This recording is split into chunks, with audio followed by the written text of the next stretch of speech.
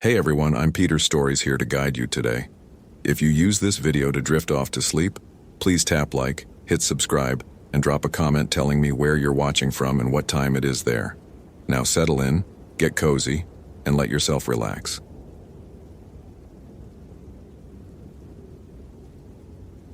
John Pritchard had spent 11 years with the National Park Service, and in that time, he'd developed what his colleagues called the system. Everything had a protocol. Every situation, a logical response. Missing hikers meant search grids, probability mapping, and statistical analysis of human behavior in wilderness conditions. His Garmin Montana 650T was calibrated weekly. His incident reports were models of clarity that newer rangers studied during training. The morning Tyler Brennan's parents reported him missing, John was reviewing meteorological data at the Apgar Ranger Station, noting the unusual temperature drops recorded over the past 72 hours.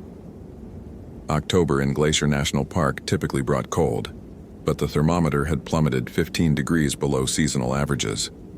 Nothing the Weather Service could explain, just an anomalous cold front that seemed to settle specifically over the northern quadrant of the park. "John?" Sarah Chen, the station supervisor, appeared in his doorway. Her normally composed face carried tension around the eyes.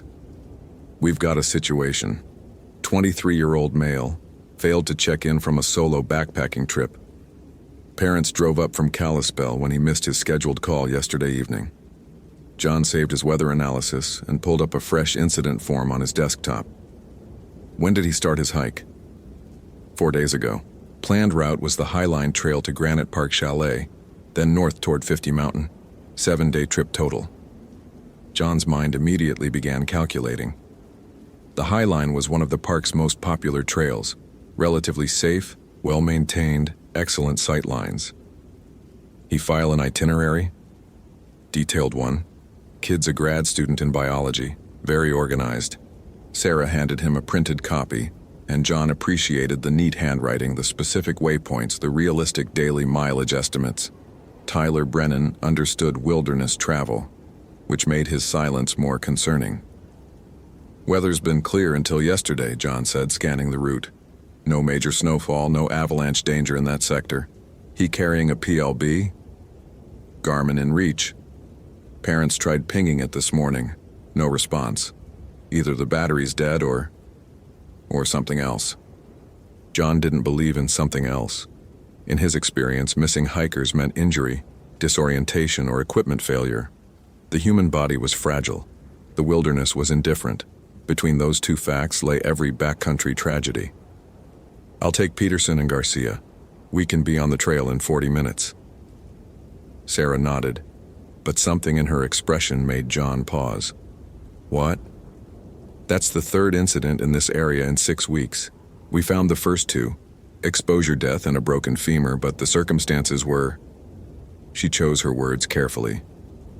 "Unusual." John waited. Sarah wasn't given to drama. Both hikers were found off-trail, miles off-trail, experienced backpackers who somehow left marked paths and wandered into difficult terrain. The exposure death, Mark Sutherland, 56, 20 years of mountaineering experience. We found him walking in circles at 11,000 feet. No coat, no pack. He'd stripped down to his thermal layer in 20-degree weather. Paradoxical undressing. John knew the phenomenon. Severe hypothermia could trigger a sensation of burning heat, causing victims to remove clothing.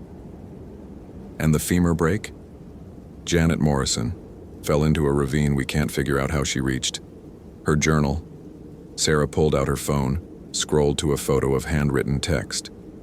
Last entry says she heard someone calling her name, followed the voice into the forest. John studied the writing. Neat at first, then increasingly erratic. The final words were barely legible. "So hungry, please God, so hungry." "Hypothermia causes confusion," John said, though something about the phrasing disturbed him. Disorientation, poor judgment, hallucinations. That's what I wrote in my report. Sarah's tone suggested she hadn't entirely convinced herself. "Just be careful up there. Radio in every 2 hours." John assembled his pack with mechanical precision. Motorola CP200D radio, extra batteries, first aid kit, emergency bivvy, 3 days of supplies. His wilderness EMT certification was current.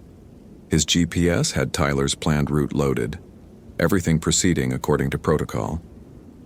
Peterson and Garcia met him at the trailhead, both experienced backcountry rangers who'd worked dozens of search and rescue operations. They divided the route into segments, established radio schedules, reviewed emergency procedures. By 10:47 a.m., they were hiking north on the Highline Trail, beneath a sky the color of old bruises. The trail followed the Continental Divide, offering spectacular views of glacial valleys and sawtooth peaks. In summer, this path crawled with tourists. Now, in mid-October, with most facilities closed, they encountered no one. Their boots crunched on frost-stiffened grass. Their breath formed clouds that hung in the windless air. John checked his thermometer. 31 degrees, normal for the elevation and season. Yet he found himself zipping his jacket higher, pulling his glove cuffs over his wrists. Cold as hell, Peterson muttered, echoing John's thoughts. They reached Granite Park Chalet by 2:15 p.m., an historic stone backcountry shelter, now shuttered for winter. According to Tyler's itinerary, he'd stayed here 3 nights ago. John tried the door, found it locked as expected. No signs of forced entry. No indication anyone had been here recently. "Tyler!" Garcia's voice echoed across empty meadows. "Tyler Brennan!" Silence. Not even birds. John noticed that suddenly. The absence of wildlife sounds. No marmot whistles, no Clark's nutcracker calls. The forest had gone quiet. "Split up," John said. "Garcia, check the campsites east of the chalet. Peterson, take the western trails. I'll search the structures. Reconvene here in 1 hour." They dispersed. John circled the chalet, examining the ground for tracks, disturbed vegetation, anything anomalous. Behind the building, near the stone foundation, he found something. Scratch marks. Deep gouges in the wooden door frame, about 7 feet high. 3 parallel lines, evenly spaced. Fresh. He could see pale wood beneath the damaged surface. Bear, his rational mind supplied. Black bear testing the door. But the spacing was wrong. Bear claws would be closer together, and the angle suggested something standing upright, reaching up rather than rearing. John photographed the marks with his iPhone, made notes in his incident log. Probably nothing. Probably. He continued his search, finding nothing else unusual until he reached the northeast corner of the building. There, pressed into a patch of remaining snow, was a boot print. Men's size 10 or 11. Recent. The edges were still sharp. Tyler wore size 10 according to his parents' description. John's pulse quickened despite himself. He photographed the print, took GPS coordinates, 487923 to Guienne, 1137156 to W. The print pointed north toward 50 Mountain, away from the trail. His radio crackled. "John, it's Garcia. Got something weird here." "Copy. What is it?" "Static, then. There's a campsite. Tent still up, but it's shredded. I mean, completely shredded. And there's food scattered everywhere, but nothing ate it." John felt something cold settle in his stomach. Something that had nothing to do with the temperature. "Mark the location. Don't touch anything. I'm coming to you." He found Garcia standing 10 yards from what had once been a quality backpacking tent. Now it hung in tatters from its frame, the rainfly ripped into ribbons, the mesh walls torn open in long, parallel gashes. A bear canister lay on its side nearby, unopened. Freeze-dried meals were strewn across the clearing, untouched, still in their packages. "What kind of animal tears up a tent but doesn't eat the food?" Garcia asked. "The kind that's hunting something other than calories." John didn't say it aloud. Instead, he knelt beside the tent, examining the damage. The tears were methodical, almost surgical. Not the random destruction of a hungry bear, but something searching. Inside the tent's remains, he found a sleeping bag, also shredded, a journal, pages scattered, and a Garmin in reach, Tyler's emergency beacon, crushed as if something had stepped on it. John picked up one of the journal pages. Tyler's handwriting dated 3 days ago, third night at Granite Park. Incredible isolation. Haven't seen another person since the High Line. Strange how quiet it is up here. Sarah warned me about bears, but I haven't seen any wildlife at all. Not even ravens. Weird thing. I keep feeling like I'm being watched. Probably just my imagination acting up in the solitude. Also incredibly hungry even though I've been eating my regular calories. Can't seem to get full. Another page dated 2 days ago. The handwriting shakier. Something wrong. Temperature dropped hard last night. Woke up freezing even in my 15-degree bag. Thought I heard someone outside the tent, calling my name. But when I looked, nothing there. Hunger worse. Ate 2 days of food yesterday. Still not enough. What is wrong with me? The final entry, barely legible. It knows my name. It's been following me. I can hear it breathing in the dark. So hungry. God, I'm so hungry I could eat my own. The sentence ended there, the pen trailing off into an illegible scrawl. John's hands were shaking as he photographed the pages, not from cold. John forced himself to think systematically, to process what he was seeing through the framework of wilderness medicine and search protocol. Tyler was suffering from something. Hypothermia could cause paranoia, hallucinations. Altitude sickness could trigger psychological symptoms. Giardia or other waterborne illness could explain the hunger, the weakness. There were rational explanations. There had to be. Garcia, what's your read on the timeline here? Garcia crouched beside the tent, studying the damage. Tent's been like this at least 24 hours, maybe longer. Dew pattern suggests the tears happened before last night. So Tyler either left here on foot or something. John stopped. Something what? Something took him? He was thinking like a civilian, letting imagination override analysis. Peterson's voice crackled over the radio. John, you need to see this. I'm about a quarter-mile north of the chalet, following what looks like a track. Be there in 5. They found Peterson standing at the edge of a game trail that wound into dense forest. He pointed at the ground without speaking. Boot prints. Tyler's distinctive tread pattern, confirmed against the photograph John had taken earlier. But the prints were wrong. The stride length was too long, nearly 6 feet between steps. And they were deep, far deeper than a 170-pound man should leave, even on soft ground. He was running, Garcia said. But the prints didn't show the typical heel strike of running. They were flat, as if Tyler had been moving on his toes, or as if something had been carrying him. John pushed the thought away. We follow the trail, standard spacing, 15 feet between us. Watch for what? Peterson's question hung in the air. John didn't have an answer that made sense. They moved into the forest, following the boot prints north. The trees closed in overhead, ancient subalpine firs and whitebark pines that filtered the afternoon light into a gray-green gloom. The temperature dropped further. John's thermometer read 28 degrees, though they'd descended in elevation. The boot prints continued for half a mile, then stopped abruptly at a small clearing. In the center of the clearing, someone had arranged dozens of pine branches into a rough circle, about 15 feet in diameter. Inside the circle, more branches stood upright and interwoven to create a dome-like structure, a crude shelter. But the construction was bizarre. The branches were stripped of bark, leaving them bone white, and they'd been arranged in patterns, geometric shapes that hurt John's eyes to follow, angles that seemed to shift when he looked at them directly. Did Tyler build this? Garcia whispered. John stepped closer, noting details that made his skin prickle despite his attempts at rational analysis. The branches had been broken, not cut, snapped with enormous force based on the splintering. Some were 10 feet long, 4 inches thick, far too heavy for a man to move easily. And there was something else. Symbols carved into some of the branches. Not English, not any alphabet John recognized. The cuts were fresh, sap still beating from the wounds in the wood. Tyler's not here, Peterson said. So where?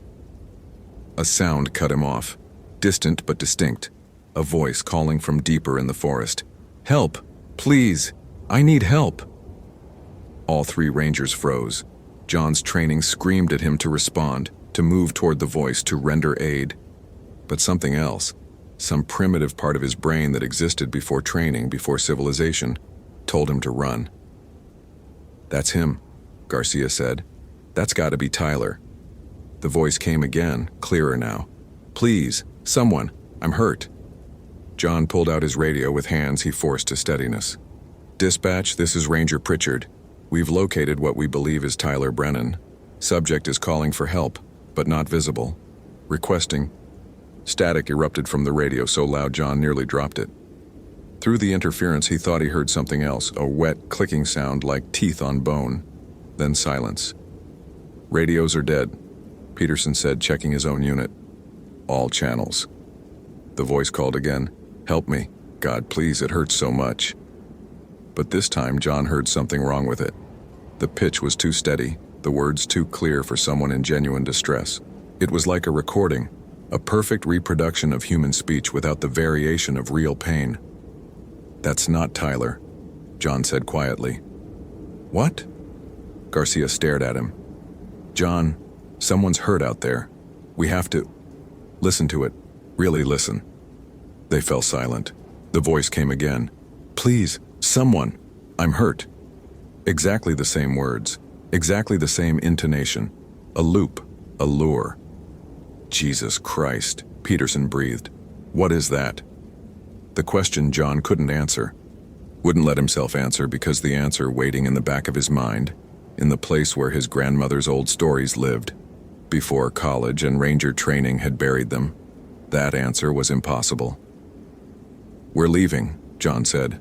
"Now. Back to the trail, back to the station. We need backup, we need..." Movement in his peripheral vision. Something pale between the trees about 50 yards out. John turned, bringing up his flashlight even though it was still afternoon. Nothing there, just trees and shadow. But the temperature had dropped again. His breath wasn't just visible now. It crystallized in the air, falling like snow. "John," Garcia's voice was tight. "There." John followed his pointing finger. On the far side of the clearing, partially obscured by undergrowth, was a shape. Man-sized, not moving. They approached slowly, John's mind cataloging symptoms. Unconscious victim, possible hypothermia, probable trauma. His training created a buffer against the fear trying to claw its way up his throat. But when they reached the shape, training failed him. It wasn't Tyler. It was what remained of a mule deer, a full-grown buck that might have weighed 200 pounds. But it had been opened. Rib cage spread like wings, organs gone, bones scraped clean. The skull was crushed, as if something had bitten through it to reach the brain. And the kill was fresh. Blood still dripped from the carcass, steaming in the cold air. "No bear did this," Peterson said. His voice held the careful control of someone trying very hard not to panic. "No bear, no wolf, no mountain lion. This is..." A branch snapped behind them.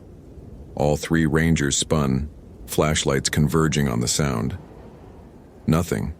Just forest. Just trees. Except the trees were wrong. John's rational mind struggled to process what his eyes reported. The spacing between trunks wasn't consistent. What had been 10 feet of clearance was now 5.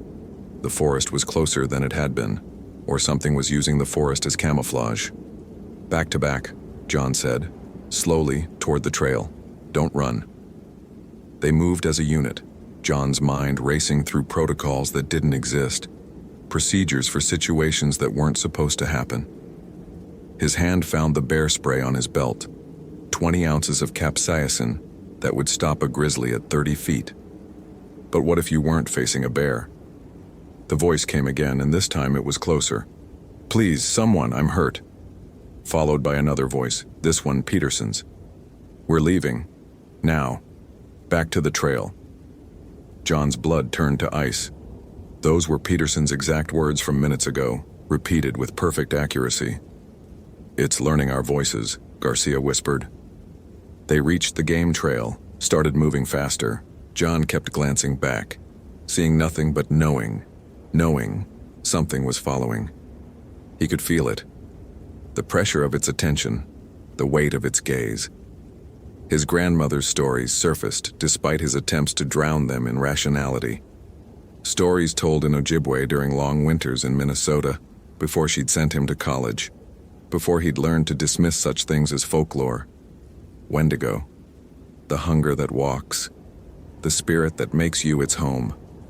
No, absolutely not. There were no Wendigo. There were hypothermia victims and sick animals and the human mind's tendency to see patterns, threats, monsters in ordinary phenomena. But the cold was wrong. The silence was wrong. The forest itself felt wrong. They emerged onto the Highline Trail as the sun touched the western peaks. Full dark was perhaps 90 minutes away. "We need to move," John said. 4 miles to the trailhead. Double time.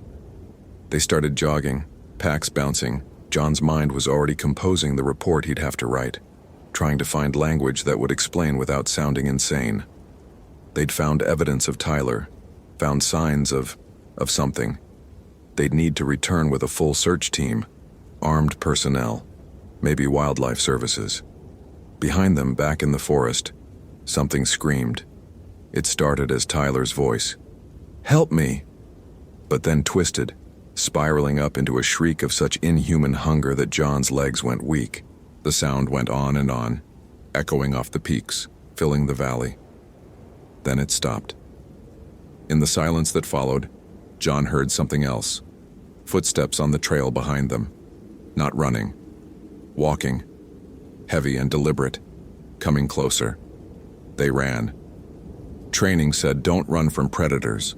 Never run. Running triggers pursuit. But every instinct John possessed was screaming at him to move, to flee, to put distance between himself and whatever was behind them. The Highline Trail became a blur of stone and grass. John's lungs burned in the thin mountain air. His pack slammed against his spine with each stride. Garcia and Peterson flanked him, all 3 rangers pushing beyond sustainable pace, beyond safety protocols, beyond everything except the primitive need to escape. The footsteps behind them never changed rhythm. Always the same measured pace. Always the same distance back, close enough that John could hear each impact on the trail. He risked a glance over his shoulder. Nothing. Empty trail. But those footsteps kept coming. "John!" Peterson gasped. "I can't. My heart." Peterson collapsed. Not dramatically, just a sudden loss of leg function that sent him sprawling across the trail. Garcia and John skidded to a stop, John's training overriding fear. Patient down, possible cardiac event. Protocol dictated immediate assessment. He dropped beside Peterson, pressing fingers to his throat. Pulse thready and rapid, skin cold and clammy. Not cardiac, shock probably, combined with exertion and... The footsteps stopped. John's head snapped up. The trail behind them was empty in the failing light. Nothing but rock and scattered snow. But the silence was worse than the sound had been, because silence meant ambush, meant... "Get him up," John said. "Garcia, support his left side. Move." They hauled Peterson upright, his arms over their shoulders. Ahead, the trail wound along a cliff face, garden wall, a section where the path was carved into sheer rock, with a 1,000-foot drop on one side and vertical stone on the other. No choice. They started forward, Peterson's boots dragging. "Leave me," Peterson mumbled. "Go. Get help." "Shut up," Garcia said. "We're not leaving you." They reached garden wall as darkness fell completely. John pulled out his headlamp with one hand, the beam illuminating maybe 30 feet of trail. The drop to his right was invisible now, just emptiness and cold air rising from the depths. Something moved on the cliff face above them. John froze, craning his neck upward.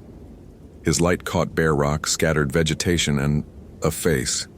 Bone white, elongated, jaw distended in a way that shouldn't be possible, lined with too many teeth.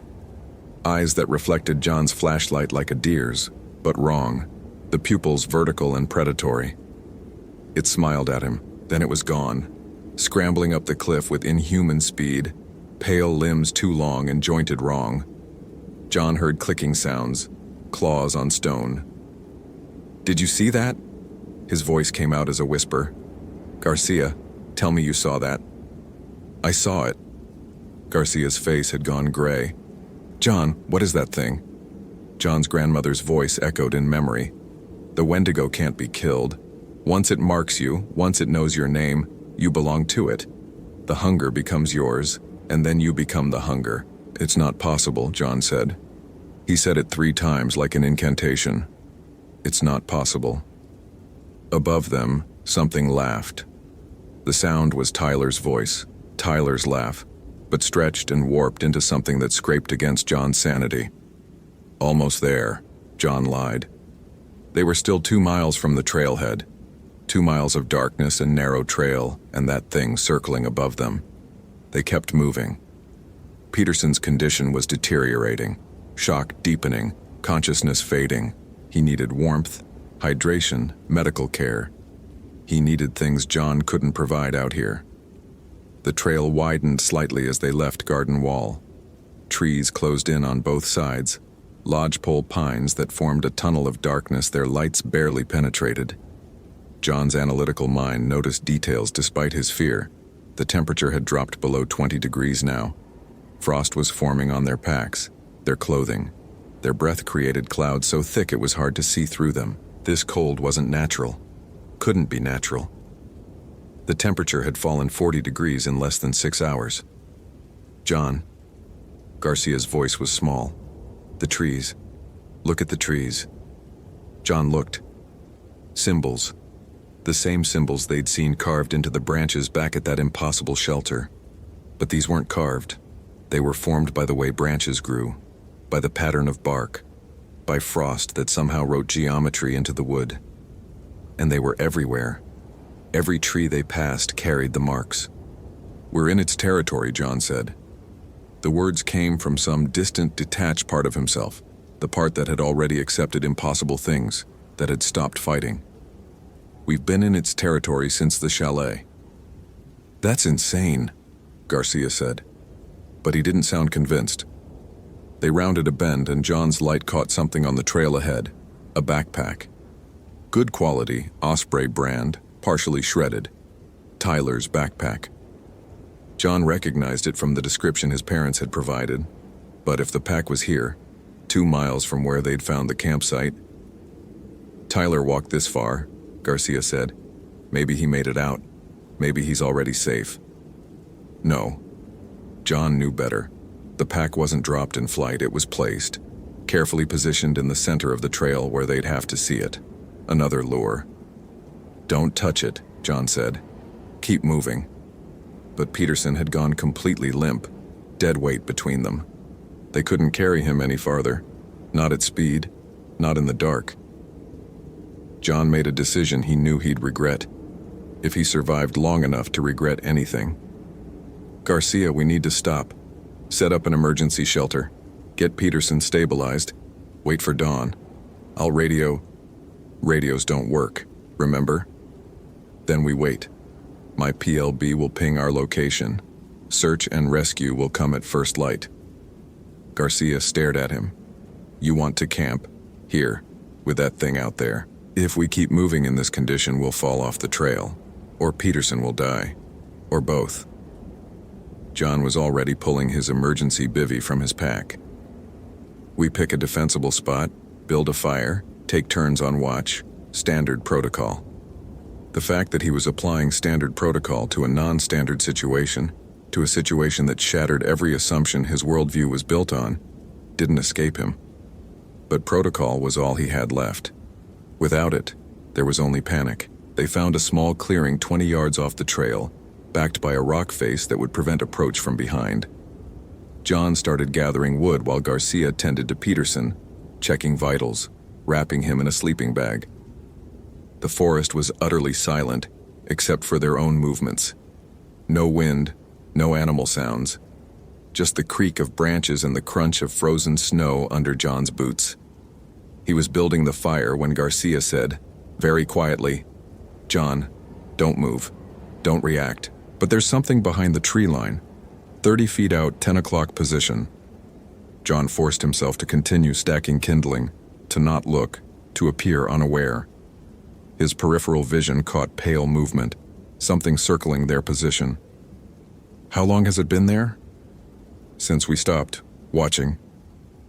John's hands shook as he pulled out his lighter. The flame seemed pathetically small, absurdly insufficient against the weight of darkness pressing in around them. But fire was fire, the most ancient protection, the barrier between civilization and wilderness. The kindling caught. Flames spread to larger wood.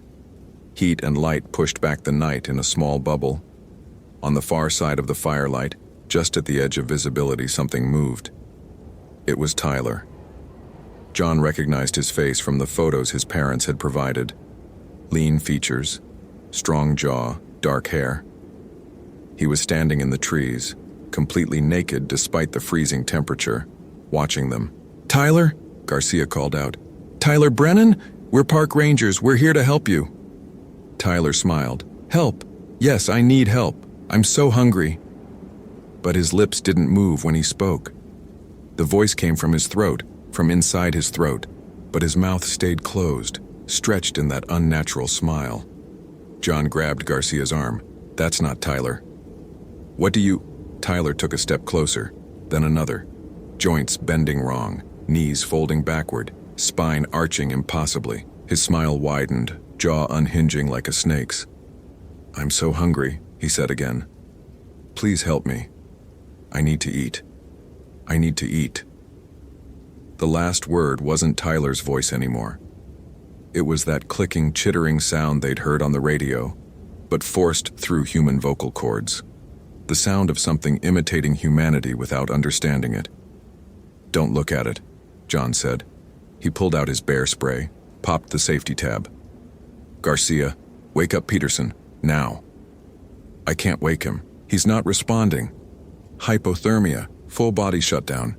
They needed to evacuate him immediately, needed a helicopter, needed—" Tyler, the thing wearing Tyler, lunged.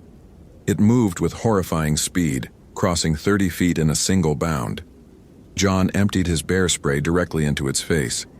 The capsaicin cloud should have stopped a grizzly. It didn't even slow down. John felt hands, if they could be called hands, things with too many fingers and joints in wrong places, close around his throat. Felt himself lifted off his feet. Smelled rot and copper and something worse. Something like the inside of an abattoir. The thing's face was inches from his. This close, he could see that it wasn't wearing Tyler's body. It was consuming it from the inside, stretching the skin like a suit, using the flesh as camouflage while something ancient and endlessly hungry looked out through Tyler's eyes. "You know what I am," it whispered. Tyler's voice. John's voice. Garcia's voice. All of them at once. "Your grandmother told you stories. You stopped believing, but belief isn't required. Only flesh." John's vision grayed. His lungs screamed for air. His hands scrabbled uselessly at those wrong-jointed fingers. Then heat. Searing heat. Garcia had grabbed a burning branch from the fire and thrust it into the creature's face. The thing shrieked, that terrible ascending shriek, and dropped John.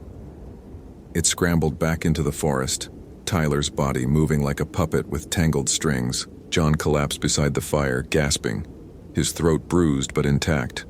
Garcia stood over him with the burning branch held high, his face reflecting orange flames and absolute terror. "What?" Garcia's voice broke. "What was that, John? What the fuck was that?" John forced himself to his feet. His carefully constructed rationality had shattered. There were no protocols for this, no training, no logical framework. There was only the truth his grandmother had tried to give him. The truth he'd dismissed as superstition. "Wendigo," he said. The word felt strange in his mouth, like admitting belief in something he'd spent his adult life denying. "It's a Wendigo, spirit of hunger and winter. In the old stories, it possesses people, makes them cannibalize others, makes them monsters." "That's a myth. You just saw it." Garcia had no response. In the forest around them, they heard movement. Not just one thing now. Multiple sources. Circling. And with each passing moment, the cold deepened. Frost climbed up their boots, coated their clothes. The fire struggled against air that had gone beyond winter, into something primordial. Peterson stirred. His eyes opened, but they weren't his eyes anymore. "I'm so hungry," Peterson said. He sat up with mechanical precision, bones cracking. "We should eat Garcia. He has more meat." John grabbed Garcia and ran. Behind them, Peterson, what Peterson had become, laughed with a sound like snapping bones. The fire died instantly, plunging the forest into absolute darkness. John's headlamp battery was draining fast, the beam flickering despite being fully charged that morning. They crashed through underbrush, no longer following any trail. John's GPS was useless. The screen showed static, then symbols he didn't recognize, then nothing. His sense of direction dissolved. The forest had become a maze designed by something that didn't think in human terms. "We're going to die out here," Garcia panted. Maybe. Probably. But John's mind was working again, processing the situation through a new framework. Not ranger protocols, his grandmother's stories. Fire hurts it. It fears fire. It hunts those who are alone, cut off from community. It speaks your language but doesn't understand your words. It mimics but cannot create. Once it marks you, you have one defense: dawn. The Wendigo is a creature of winter and night. Sunrise weakens it. How long until dawn? John checked his watch. 2:47 a.m. 4 hours. Maybe less. They just had to survive 4 hours. "Garcia, we need to find shelter, somewhere we can defend until dawn." "There's nothing out here, we're in the middle of..." Garcia's words cut off, not because he stopped talking, but because the sound simply ceased to carry. John could see his mouth moving, but heard nothing. Then he realized he couldn't hear his own breathing, couldn't hear his footsteps. The forest had gone completely, impossibly silent. John grabbed Garcia's shoulder, pointed ahead. Through the trees, light. Faint and flickering, but definitely light. They ran toward it, emerging into a clearing John recognized, the stone shelter they'd found earlier. The circle of white branches, the dome structure. But now it was different. Someone had lit a fire inside the dome. And sitting beside that fire, wrapped in a tattered sleeping bag, was Tyler Brennan, the real Tyler. John could tell immediately. The fear in his eyes was genuine, the trembling in his hands authentic. This wasn't the puppet they'd encountered before. "Please," Tyler croaked. His voice was barely audible. "Please, you have to help me. It's inside me. I can feel it inside me." John approached slowly. Professional assessment overriding horror. Severe dehydration, stage 3 hypothermia, probable frostbite on extremities, multiple lacerations, psychological trauma. "Tyler, my name is John Pritchard. I'm a park ranger. How long have you been here?" "I don't know, days? It keeps making me walk, making me do things. I tried to fight it, but I'm so hungry. God, I'm so hungry, and it says if I just eat, I can stop being hungry. But I know what it wants me to eat, and I won't." Tyler's voice rose to a scream. Then he convulsed, his back arching impossibly. When he looked at them again, his eyes were wrong. Pupils too wide, too dark, infinite hunger staring out from human sockets. "You shouldn't have come," Tyler said. But it was the thing's voice now. That clicking, chittering forced through vocal cords. "Now we're all so hungry." The branches forming the dome began to move. Not swaying in wind. There was no wind. Moving deliberately, weaving tighter, cutting off escape routes. John understood. The shelter wasn't protection. It was a trap. Garcia saw it too. "Run!" They bolted for the gap in the branches, but the structure constricted like a muscle, like a throat swallowing. John felt branches tear at his clothes, his skin. Garcia screamed. Then they were through, stumbling into the forest beyond. John looked back once. Tyler's face visible through gaps in the branches, mouthing words John couldn't hear but understood. "Kill me." They ran. The forest had become something else now, a living thing, aware and hostile. Trees moved in ways trees shouldn't move. The ground shifted underfoot. Directions lost meaning. East could be west, could be north, could be down. John's mind fractured under the impossibility. This wasn't hypothermia-induced hallucination. This was real. The world was stranger and more terrible than any rational framework could contain. Garcia grabbed his arm, pointing. Through the trees, lights. Multiple lights moving in formation. A search party. Rescue. They ran toward the lights, shouting. John's voice worked again suddenly, sound returning to the forest. Here, we're here. Help. The lights converged. Headlamps, flashlights. 6 rangers in cold weather gear, Sarah Chen at the lead. John! Sarah's voice was relief and anger mixed. Where the hell have you been? You missed 3 check-ins. We've been searching for... She stopped, seeing their condition. Blood and tears in their clothing. The absolute terror in their eyes. Something's out here, John said. His voice sounded distant, disconnected. Something's wrong with Peterson. And Tyler Brennan, he's possessed or infected or... Sarah's hand on his shoulder. Firm, grounding. Slow down. Deep breaths. You're in shock. No, you don't understand. There's a Wendigo. I know how that sounds. I know it's impossible, but... One of the other rangers laughed. Not cruel, just reflexive. The laugh of someone hearing something absurd. Wendigo? John, have you been drinking the glacier melt? John grabbed Sarah's jacket, desperate to make her understand. Check the reports, Mark Sutherland, Janet Morrison. They encountered it too. It marks people, makes them hungry, makes them...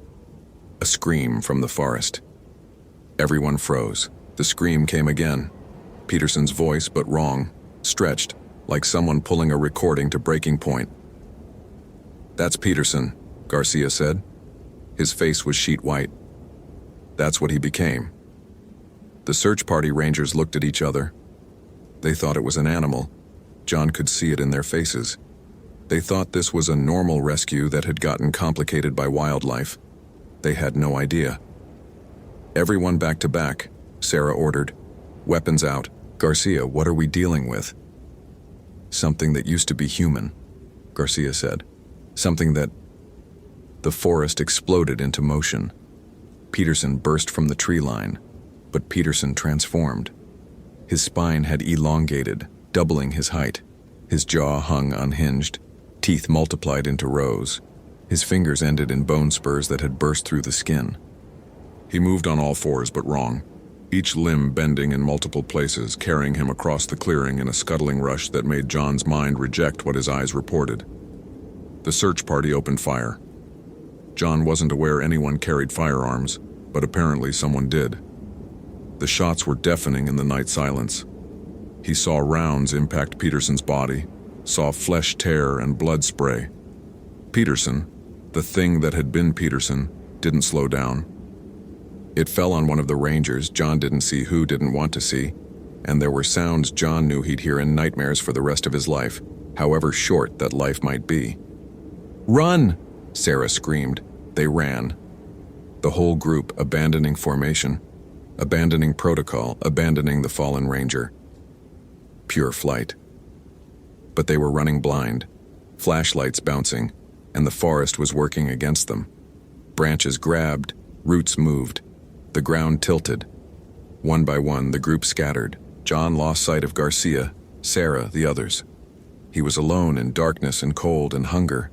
The hunger was in him now. He could feel it, gnawing at his insides with teeth made of winter and rage. His grandmother's stories had never mentioned this part, that the Wendigo didn't just kill you. It made you part of itself. It shared its eternal hunger until you were so desperate to make it stop that you'd do anything, eat anything, become anything. John's hands were changing. He could see bones pressing against skin from inside, trying to break through. His jaw ached, hinging wider than it should. No.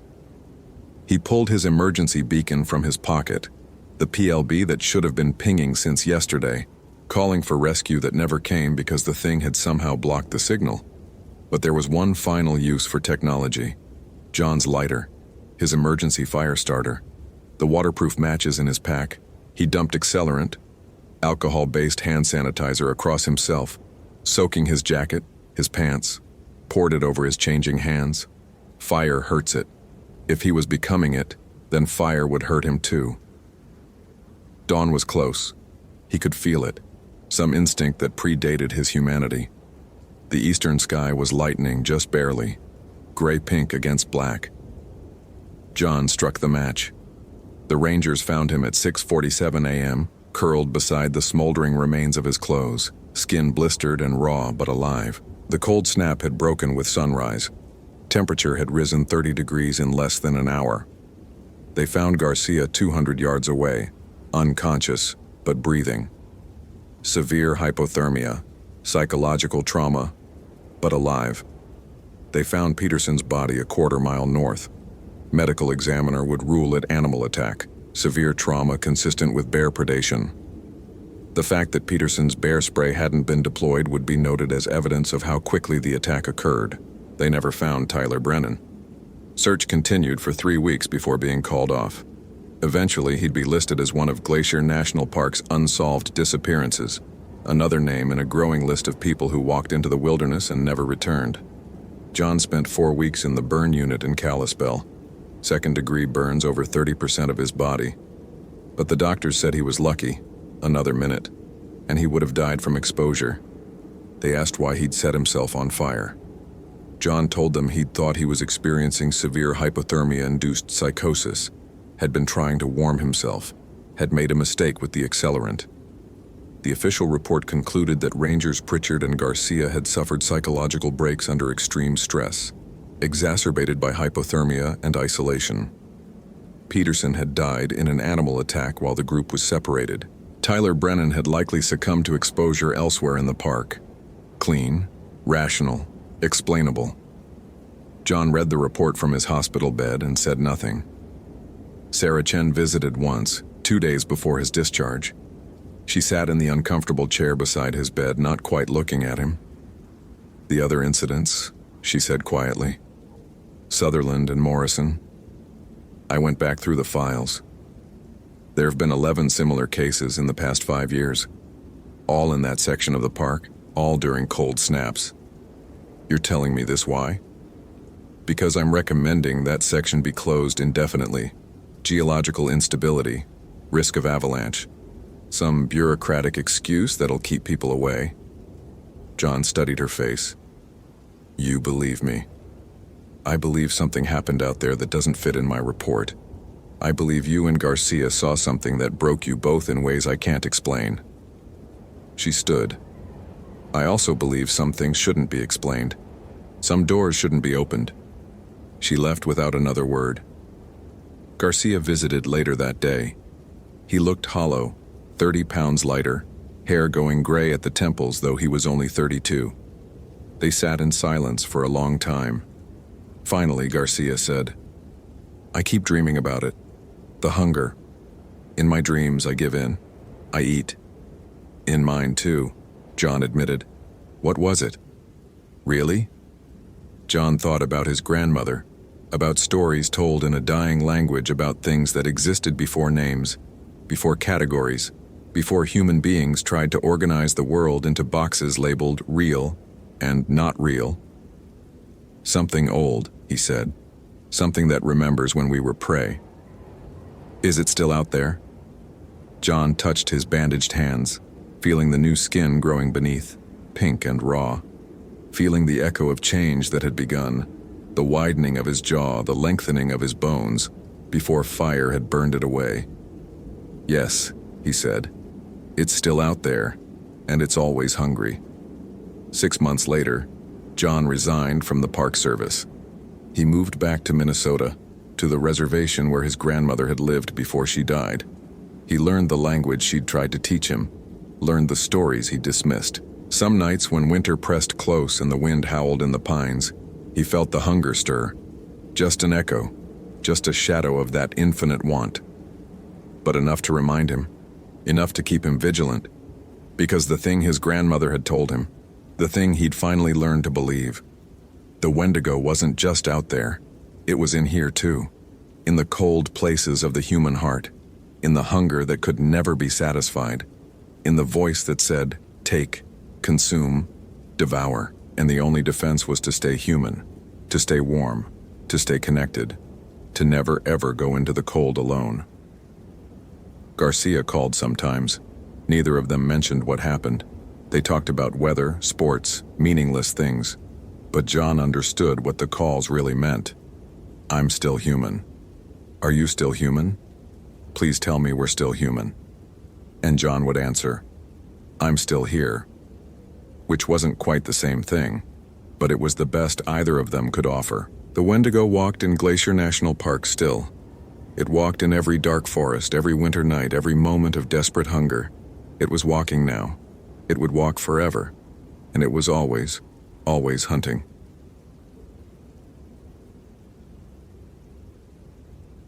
Great Smoky Mountains National Park, Tennessee. October 2008. Daniel Torres had learned to recognize the weight of silence. Not the comfortable quiet of a forest at rest, but the particular heaviness that settled over the Smokies when something had gone wrong. He'd felt it 18 months ago, standing over the remains they'd found near Klingman's Dome. What little the mountain had returned. He felt it now, watching the fog roll between the peaks like something alive, and searching. The ranger station at Cades Cove smelled of burnt coffee and old paper. Daniel sat at his desk, methodically updating the incident log with details that wouldn't capture what mattered. Melissa Hartwell, 27, solo backpacker. Last contact 6 days ago at Spence Field Shelter. Experienced hiker, proper equipment, no history of recklessness. The words meant nothing. They never did. His Motorola radio crackled with static. Atmospheric interference from the approaching weather system according to the morning briefing. Daniel had stopped believing in coincidences that convenient. Torres, you copy? Chief Ranger Bill Hendricks's voice cut through the white noise. Copy, Bill. SR teams assembling at 0700 tomorrow. Weather windows closing fast. Your point on the ground search. Daniel's hand tightened around the radio. Point. Always point. Because he was thorough, they said. Because he understood the mountain, because after Sarah Chen. He cut the thought off with practiced efficiency. Understood. I'll prep tonight. Daniel. Bill's voice softened, which was worse. You don't have to take this one. I'm fine. That's not what I asked. Daniel looked at the wall where his certificates hung beside the framed photograph he should have removed. The old team, before. Sarah's smile was frozen in that moment, unaware that 3 weeks later she'd be another name in the incident log. Equipment failure, the report had concluded. Tragic accident, words that meant nothing. I'll be ready at 0700, he said, and ended the transmission before Bill could press further. The sun was setting, painting the mountains in shades of rust and shadow. Daniel spread Melissa's file across his desk. The photograph clipped to the front showed a woman with dark hair pulled back, eyes sharp with intelligence. Her itinerary was meticulous. Daily check-ins, precise coordinates, backup plans. Someone who understood the wilderness. Someone like Sarah had been. Daniel pushed the comparison away and focused on the map. Melissa's last confirmed position was Spence Field, elevation 4,120 feet. From there, she'd planned to take the Appalachian Trail north toward Rocky Top, 12 miles of exposed ridgeline before dropping into Thunderhead.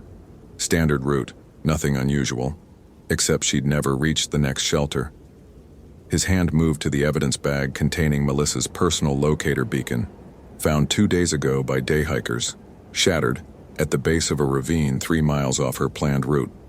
The GPS unit inside was destroyed, but not from impact. Something had torn into it with enough force to scatter the internal components across 20 feet of rocky ground. The radio on his desk burst to life with a shriek of feedback that made Daniel flinch. Static washed over the speaker in waves, punctuated by fragments of something that might have been breathing. He reached for the volume knob, but the sound cut out before he could touch it. Then came the voice. Anyone, hear me, please. Daniel froze. The transmission was broken, drowning in interference, but unmistakably human. Unmistakably terrified. It's not dead. God, it's not dead. This is Ranger Torres. Identify yourself.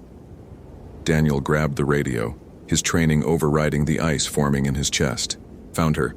Cemetery, old settlement. She's still here. Who is this? What's your location? The voice dissolved into static, laced with something else. A wet, rasping sound that didn't belong to any atmospheric phenomenon Daniel knew. When the words came again, they were barely whispers threaded through the white noise. Mouthful of dirt. She smiled at me, smiled with dirt in her teeth. Give me coordinates. Daniel was on his feet now, checking the radio's display. No channel indicator, no signal strength reading. The transmission shouldn't have been reaching him at all. Tell Daniel. The voice sharpened for just a moment, crystal clear. Tell him Sarah says hello. The radio went dead. Daniel stared at the silent device, his pulse hammering against his ribs. The voice had been female. Young, Melissa's age. And that last part. No one here knew about Sarah except Bill. No one mentioned her name. He'd made sure of that. His hands were shaking as he replayed the last 18 months in his mind. The investigation, the counseling sessions he'd attended mechanically, saying what they needed to hear. The transfer request he'd submitted and withdrawn. The nights he'd spent hiking the same trail where they'd found her equipment, looking for something the official report had missed. The radio crackled once more, a single sound that might have been laughter or sobbing, then silence. Daniel grabbed his Garmin GPS, his pack, his service weapon. The logical part of his brain, the part that had kept him functional since Sarah, cataloged his actions clinically. Unauthorized solo search, inadequate preparation, dangerous weather conditions, every regulation he was violating. But the voice had known Sarah's name, and something in those static drowned words had carried the texture of truth. The trail to Spence Field was a dark throat swallowing Daniel's headlamp beam. He'd started the ascent at 2100 hours, operating on instinct and something that felt disturbingly like compulsion. The temperature had dropped 15 degrees in the past hour, and fog pressed against the trees with physical weight. His GPS showed him 2 miles from the shelter, but the forest felt wrong. Daniel had walked this trail dozens of times, knew every switchback and stream crossing. Tonight, the landmark seemed displaced, as if the mountain had shifted in his absence. He stopped to check his bearings. The Garmin display flickered, coordinates jumping erratically before stabilizing. Not unheard of in heavy canopy, but the sky above was clear enough to see stars between the branches. No reason for signal degradation. A sound reached him through the trees, rhythmic and deliberate.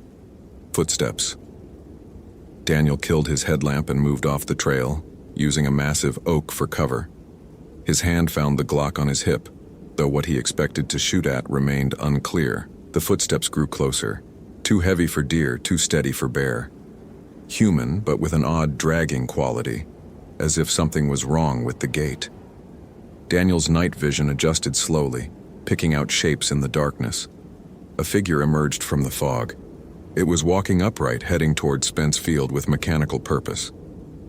Daniel couldn't make out details, but something about the silhouette triggered every predator awareness instinct evolution had granted him. The proportions were wrong, the movements too fluid and too stiff simultaneously. Then it stopped. Daniel held his breath, pressed against the oak's rough bark. The figure stood motionless for 10 seconds. 20. Its head moved, not turning but tilting at an angle that made Daniel's stomach clench. It was looking directly at his hiding spot.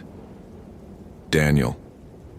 The voice carried clearly through the still air, female and familiar. I knew you'd come. Sarah's voice. Daniel's rational mind screamed that it was impossible, but his body recognized the truth his consciousness refused. That was Sarah's cadence, her slight Tennessee drawl, the way she emphasized the second syllable of his name. The figure took a step toward him. We can finish what we started, Sarah's voice said from that wrong-shaped silhouette. The survey route, you remember? You promised you'd check on me. Daniel's hand tightened on his weapon. Sarah had been conducting a wildlife survey when she'd fallen. He'd been scheduled to join her the following day. He'd arrived to find rescue teams already searching. "You're not real," he said, his voice steady despite the tremor in his hands. "Auditory hallucination, stress response, guilt manifestation." The figure laughed, Sarah's laugh, but with something underneath it, like two voices overlapping imperfectly. "Still so rational. That's what I loved about you, even now, trying to explain me away." It took another step. Daniel could see more details in the starlight filtering through the canopy. Clothes torn and stained, skin too pale, hair hanging in matted strands, and the eyes, reflecting his position with an animal's shine. "Sarah Chen died 18 months ago," Daniel said, reciting facts like an incantation. "Equipment failure. She fell. I saw the body. You saw what they showed you." The thing wearing Sarah's voice moved closer, each step accompanied by that odd, dragging sound. "Did you see my face, Daniel? Did you look?" He hadn't. He'd been unable to. They'd identified her through dental records and personal effects. "What do you want?" Daniel asked, the question escaping before tactical thinking could stop it. "I want you to find her. Melissa. She's in the cemetery, the old settlement past Thunderhead. But you need to hurry." The figure's head tilted further, impossibly far.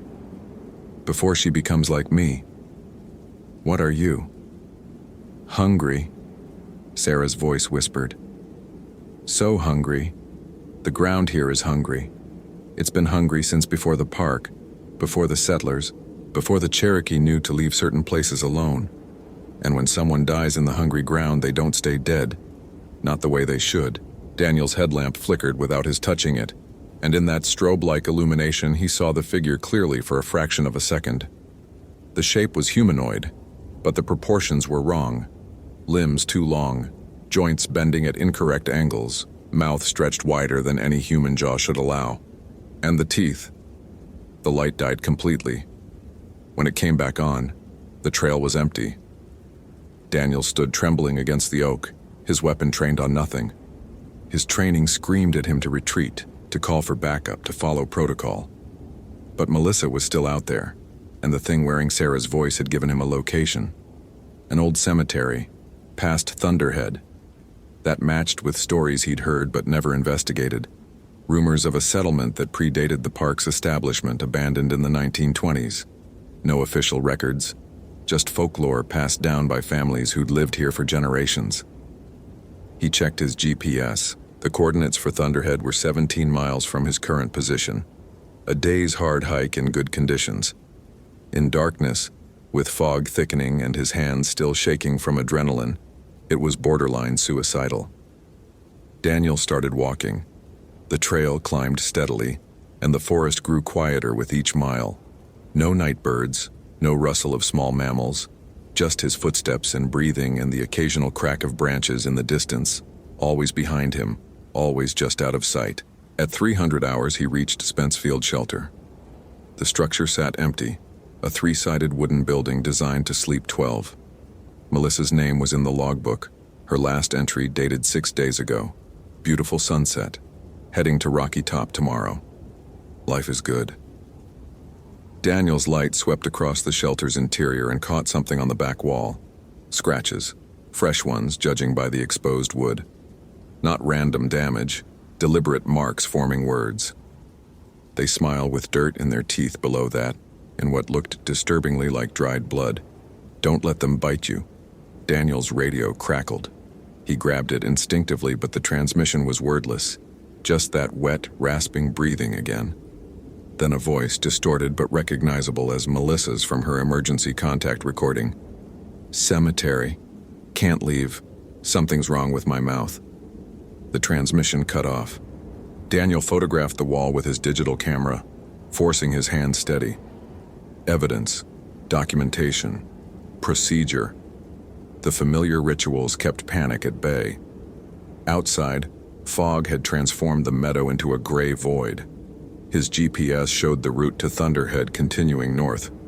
But when Daniel consulted his topographic map, he noticed something he'd missed before. There was an alternative route, an unofficial trail marked in pencil on his personal copy, added by a Cherokee Ranger who'd worked here in the 90s before retiring. The note beside it read, "Old Way, Settler's Path, don't take after dark." Daniel had questioned the warning when he'd first seen it, had asked the ranger what it meant. The old man had looked at him with eyes that had seen too much and said simply, "Some places remember the dead, and some dead remember being alive." The unofficial trail would cut the distance to Thunderhead by 5 miles. Daniel stood at the junction, his rational mind warring with the urgency pounding through his veins. Every training session, every safety briefing, every hard-learned lesson screamed at him to take the official route, to wait for daylight, to call for backup. But Melissa's voice on that impossible transmission, "Can't leave. Something's wrong with my mouth." He turned onto the settler's path.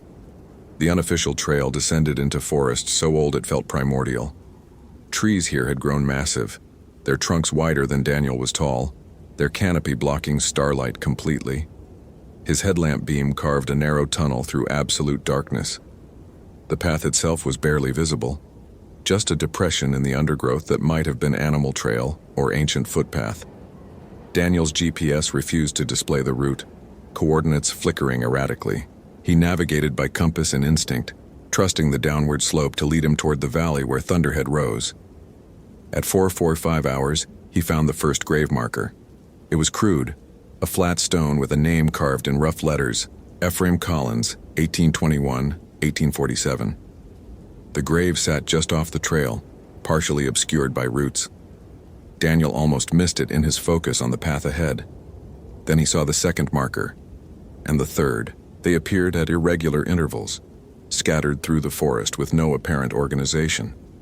Names and dates from the early 19th century, most barely legible. No Christian symbols, no Bible verses, just names and the years that bracketed short, brutal lives. Daniel counted 27 graves before he stopped counting. The temperature continued dropping. His breath formed clouds that hung motionless in the air, defying the subtle breeze moving through the upper canopy.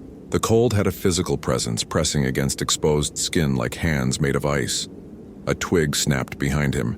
Daniel spun, his headlamp sweeping across trees and undergrowth. Nothing.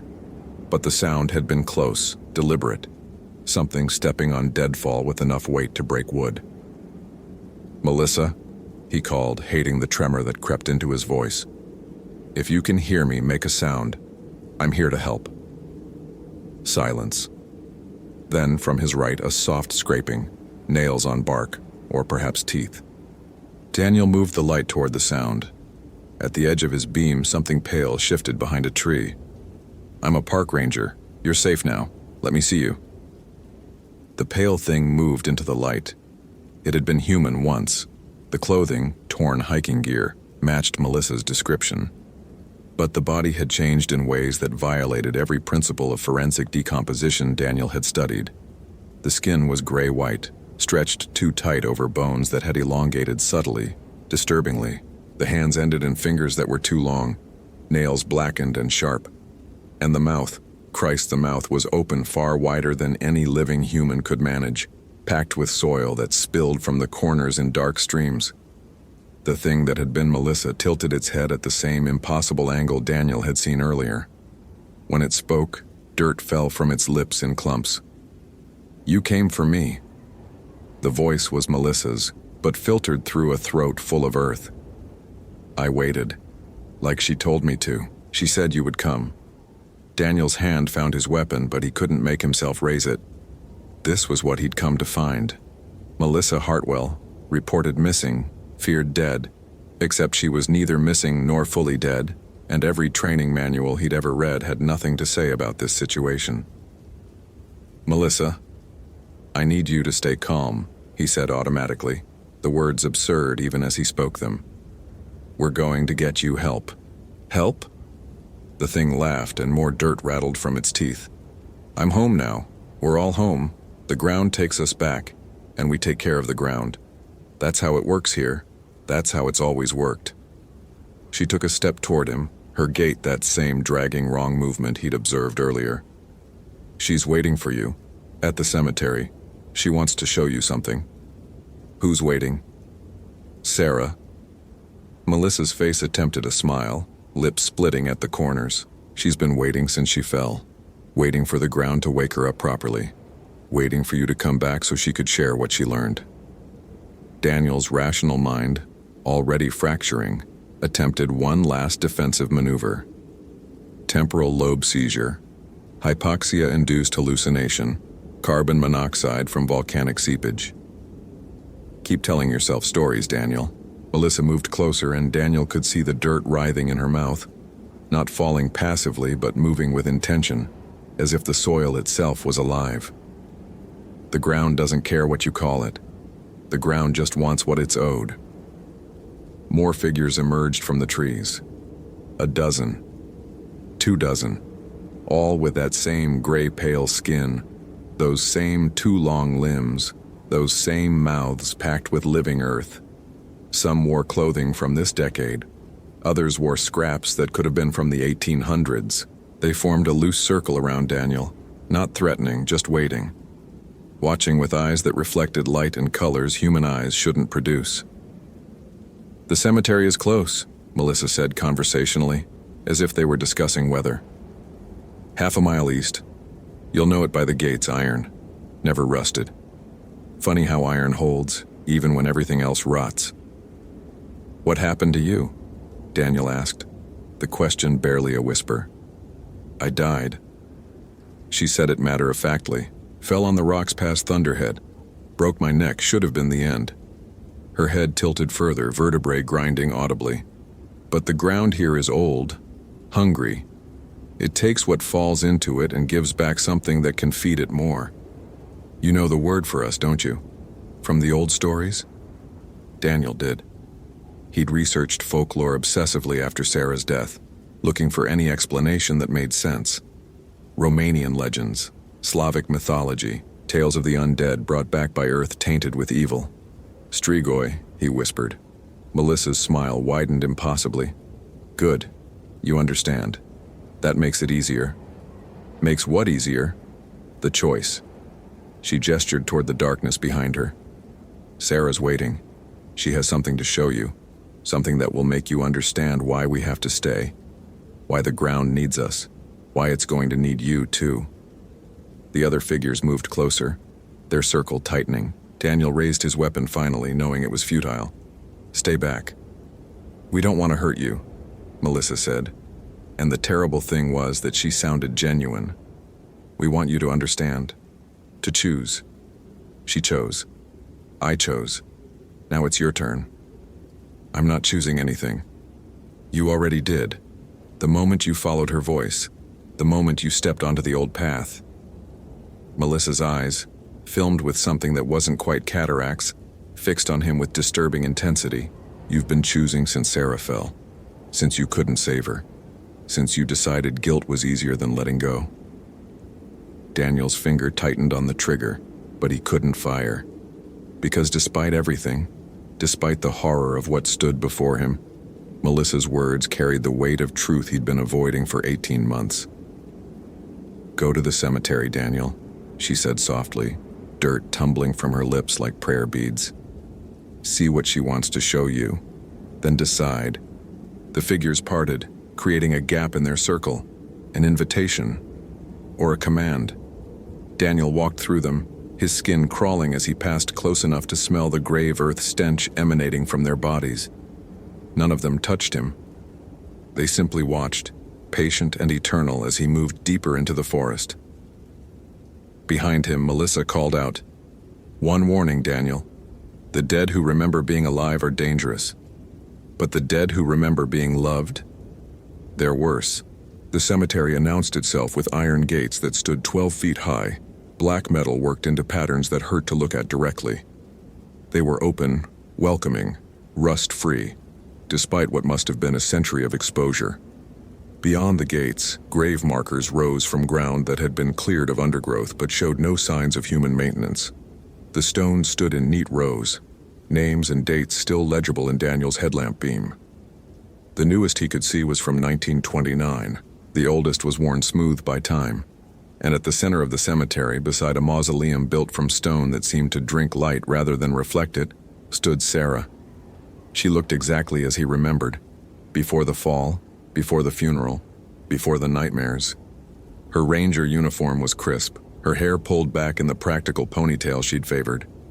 She smiled when she saw him, that same warm expression that had convinced him to transfer to the Smokies in the first place, 3 years ago, when they'd been partners and something more. "Hey, Daniel," she said, her voice carrying clearly across the cemetery. "I knew you'd figure it out." Daniel stopped 10 feet from the gates. Every survival instinct screamed at him to run, but something stronger kept him rooted. The need to understand. The need to know if any of this was real. "Sarah's dead," he said, clinical and cold. "I went to her funeral. I helped carry the casket. You carried a box with some of my remains," she corrected gently. "Most of me stayed here. The ground took what it needed, gave back what it wanted." She spread her hands, inviting inspection. "You see? I'm more myself now than I ever was alive. You're a corpse." The word came out harsh, desperate. "You're dead tissue animated by something that shouldn't exist. Is that your scientific explanation?" She moved closer to the gates but didn't cross them. "Or is it easier to believe that than to accept what I'm offering?" "What are you offering?" Sarah's expression softened. "An end to guilt, to regret, to all the should-haves and could-haves that have been eating you alive since I fell." She gestured to the cemetery. "Here, we don't hurt anymore. Don't age. Don't worry about failure or loss. We just exist and serve and wait. Wait for what? For the ground to be fed, for more to fall and rise and join us." Her smile never wavered. "For people like you who are already halfway here anyway." Daniel shook his head, but the gesture felt weak. "I came for Melissa, to rescue her, to bring her home. She is home. We're all home. This ground has been hungry since before humans named it. The Cherokee knew. That's why their burial sites are elsewhere, why they have stories about certain valleys where spirits walk wrong. The settlers learned too late." Sarah moved along the fence line, graceful and wrong. "They tried to leave. The ground wouldn't let them. They died here and died again until they understood their purpose. Which is? To feed it more, to call others, to expand the hungry ground's reach, one death at a time." She stopped, meeting his eyes directly. "I've been doing my part. Melissa was the 4th this year. But you're different. Special. The ground wants you specifically. Why? Because you were already dying inside. Because guilt has been hollowing you out since I fell. Because you blame yourself for not being there, for not checking my equipment, for not somehow preventing the inevitable." Sarah's voice dropped to something almost tender. "And because I asked for you, called for you. The ground grants requests sometimes, when we've served it well." Daniel's hand moved to his weapon again, but Sarah laughed, genuinely, without malice. "You can't kill what's already dead, Daniel. You can only join us." She extended her hand through the iron bars. "It's easy. Just step through the gates. Let the ground take you. Let it wake you up to what comes after. And if I refuse? Then you leave. Walk back the way you came, file your report. Tell them Melissa Hartwell died of exposure or animal attack or equipment failure. Whatever story helps you sleep at night." Her hand remained extended. "But you'll never stop wondering. Never stop hearing my voice on the radio. Never stop seeing us in the dark places of the park." Daniel stared at that offered hand. Sarah's hand, familiar and beloved, now pale as marble and cold as grave earth. Everything he'd been trained to believe about reality said this was impossible. Hallucination, breakdown, trauma response. But reality had already proven insufficient, hadn't it? "Show me," he said quietly. "Show me what you wanted me to see." Sarah's smile widened. She withdrew her hand and gestured to the mausoleum. "Inside, but you have to enter the cemetery first. You have to choose to cross the threshold." Daniel looked at the gates. Ancient iron, worked by hands that had understood something about this place that modern rangers never would. Gates that stood open, inviting, patient. He thought about 18 months of guilt, of waking at 3 a.m. convinced he heard Sarah calling for help, of walking the trail where she'd died, looking for something, anything, that would make her loss make sense. He thought about Melissa, transformed into something that wore her face but served the hungry ground. He thought about all the missing persons reports from the Smokies over the decades, the bodies never found, the disappearances written off as accidents or animal predation or voluntary walkaway. And he thought about the voice on the radio that had known Sarah's name. Daniel stepped through the gates. The change was immediate and profound. The air inside the cemetery felt different, thicker, older, saturated with a presence that had weight and intention. His headlamp dimmed, as if the darkness here was stronger than light could compensate for. Sarah walked beside him toward the mausoleum, her proximity no longer frightening, just familiar. "The ground is strongest here," she said conversationally. "Concentrated. This is where the settlement buried their first dead, before they understood what they were creating. By the time they realized, it was too late to leave." The mausoleum door was stone, carved with symbols that predated any European settlement. Cherokee, maybe, or something older. Something that had tried to warn away what was coming. Sarah pushed it open. Inside, the space was larger than should have been possible, extending down into the earth in a spiral of stone steps. Shelves carved into the walls held remains, not just bones, but bodies in various states of preservation and transformation. Some looked recently deceased, others were withered, mummified, and some were moving. "The ground doesn't just take," Sarah explained, leading him deeper. "It gives back. Purpose, continuation, a reason to exist beyond the biological imperative." She stopped at a landing where the walls opened into a chamber. Look, the chamber was vast, cathedral-like, carved from living rock. And throughout it, hanging from the ceiling on roots that seemed to grow from stone itself, were bodies. Dozens of them. Hundreds. All in various stages of transformation, their flesh merging with root and earth, their faces frozen in expressions that might have been agony or ecstasy or something beyond human categorization. "This is what the ground builds," Sarah said softly. "This is what we serve. Not death, not life, something in between. Something that's been growing here since before the mountain had a name." Daniel stared at the impossible architecture of flesh and root and stone. His mind cataloged details automatically. The way the roots entered through mouths and nostrils, the way bodies seemed to breathe in unison, the way eyes still moved in skull sockets that should have been empty. "You were an analyst," Sarah said. "So analyze. What do you see?" Daniel saw the truth he'd been running from since she'd died. Not a truth about the supernatural or the hungry ground or the strigoi of old legends. A truth about himself. "I see a choice," he said quietly, "between accepting loss and hiding from it." "Yes." Sarah's hand touched his shoulder. "And which do you choose?" Daniel looked at her. Really looked. Past the familiar features to what animated them now. Past his guilt to the reality of what she'd become. And he made his choice. "I choose to remember you alive," he said, and raised his weapon. Sarah didn't move as he aimed, didn't flinch, just smiled sadly. "The bullets won't work, Daniel. I told you. I'm not shooting you." He fired 3 times into the ceiling of the chamber, targeting the thickest cluster of roots. The structure screamed. Not with sound, with sensation. A wave of fury and hunger and violation that crashed through Daniel's consciousness like physical impact. The bodies hanging from roots convulsed. The roots themselves writhed, pulling back from the bullet damage, revealing raw stone beneath. Sarah's face contorted. "What are you?" Daniel ran. Up the stairs, through the mausoleum, out into the cemetery where dawn was beginning to gray the sky.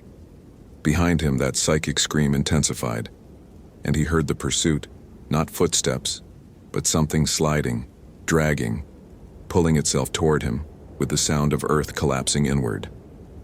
He threw himself through the iron gates and didn't stop running until he'd reached the official trail, the morning sun breaking over the peaks in light that felt like salvation. The official report was simple. Melissa Hartwell, deceased, body not recovered, presumed animal attack. Daniel Torres, minor injuries from unauthorized solo search, recommended for counseling. Daniel sat in Bill's office 3 days later, accepting coffee he wouldn't drink and questions he couldn't answer. The mandatory psychiatric evaluation was scheduled for next week. His weapon had been temporarily surrendered for ballistics testing, standard procedure when rounds were discharged in the field. "You want to tell me what really happened out there?" Bill asked, not unkindly. Daniel thought about the cemetery, about Sarah, about the choice he'd made to destroy rather than join. "I got lost. Discharged my weapon at a perceived threat. Found evidence of Hartwell's death but couldn't recover remains due to terrain." Bill studied him. "And the radio transmission? The one you cited in your initial report?" "Atmospheric interference, misidentification. I was exhausted, not thinking clearly." "Daniel, I'm fine, Bill. I just need some time." Bill sighed. "Take a week. Paid leave. Get your head straight." Daniel nodded and left. That night, his radio woke him at 0300 hours. Static filled his apartment, and through it, Sarah's voice. "You can't destroy what's been growing for centuries, Daniel.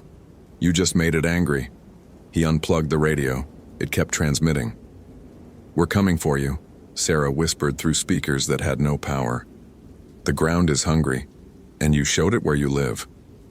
Daniel looked out his window at the parking lot below. Figures stood in the darkness, too far away to identify clearly.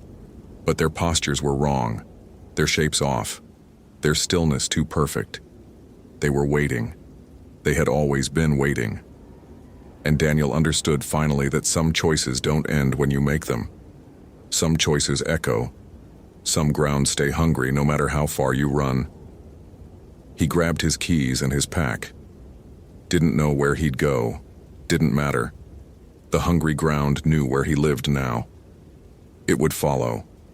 It was patient, and it had all the time that death allowed.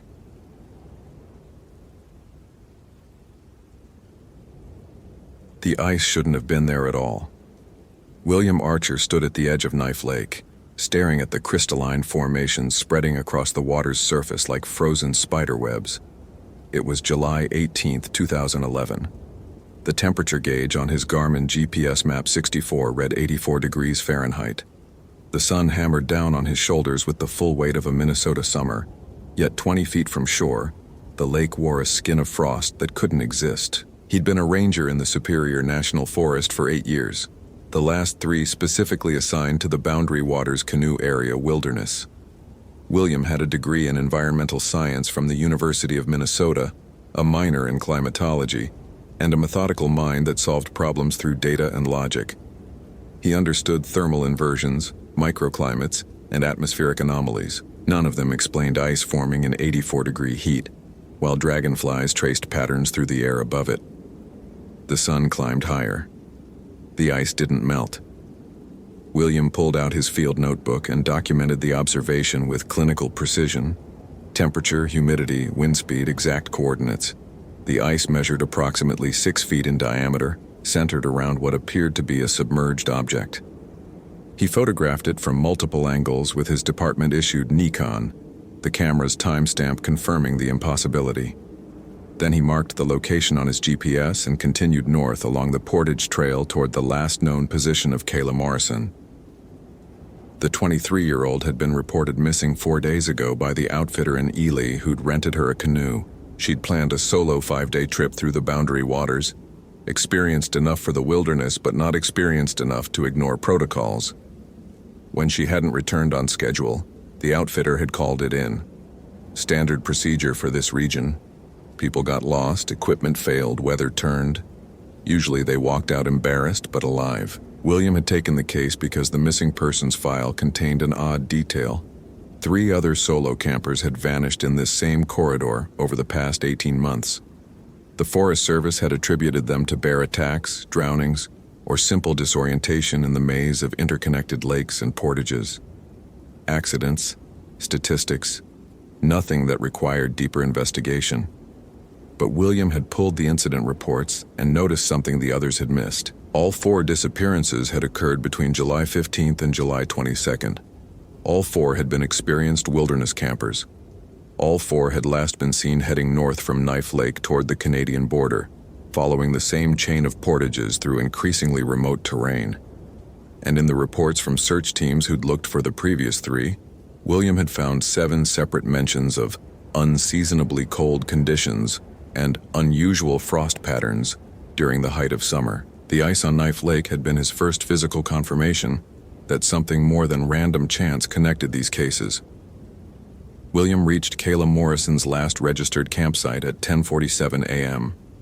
The clearing sat on a narrow peninsula jutting into Vera Lake, one of the smaller bodies of water in the labyrinth of the Boundary Waters.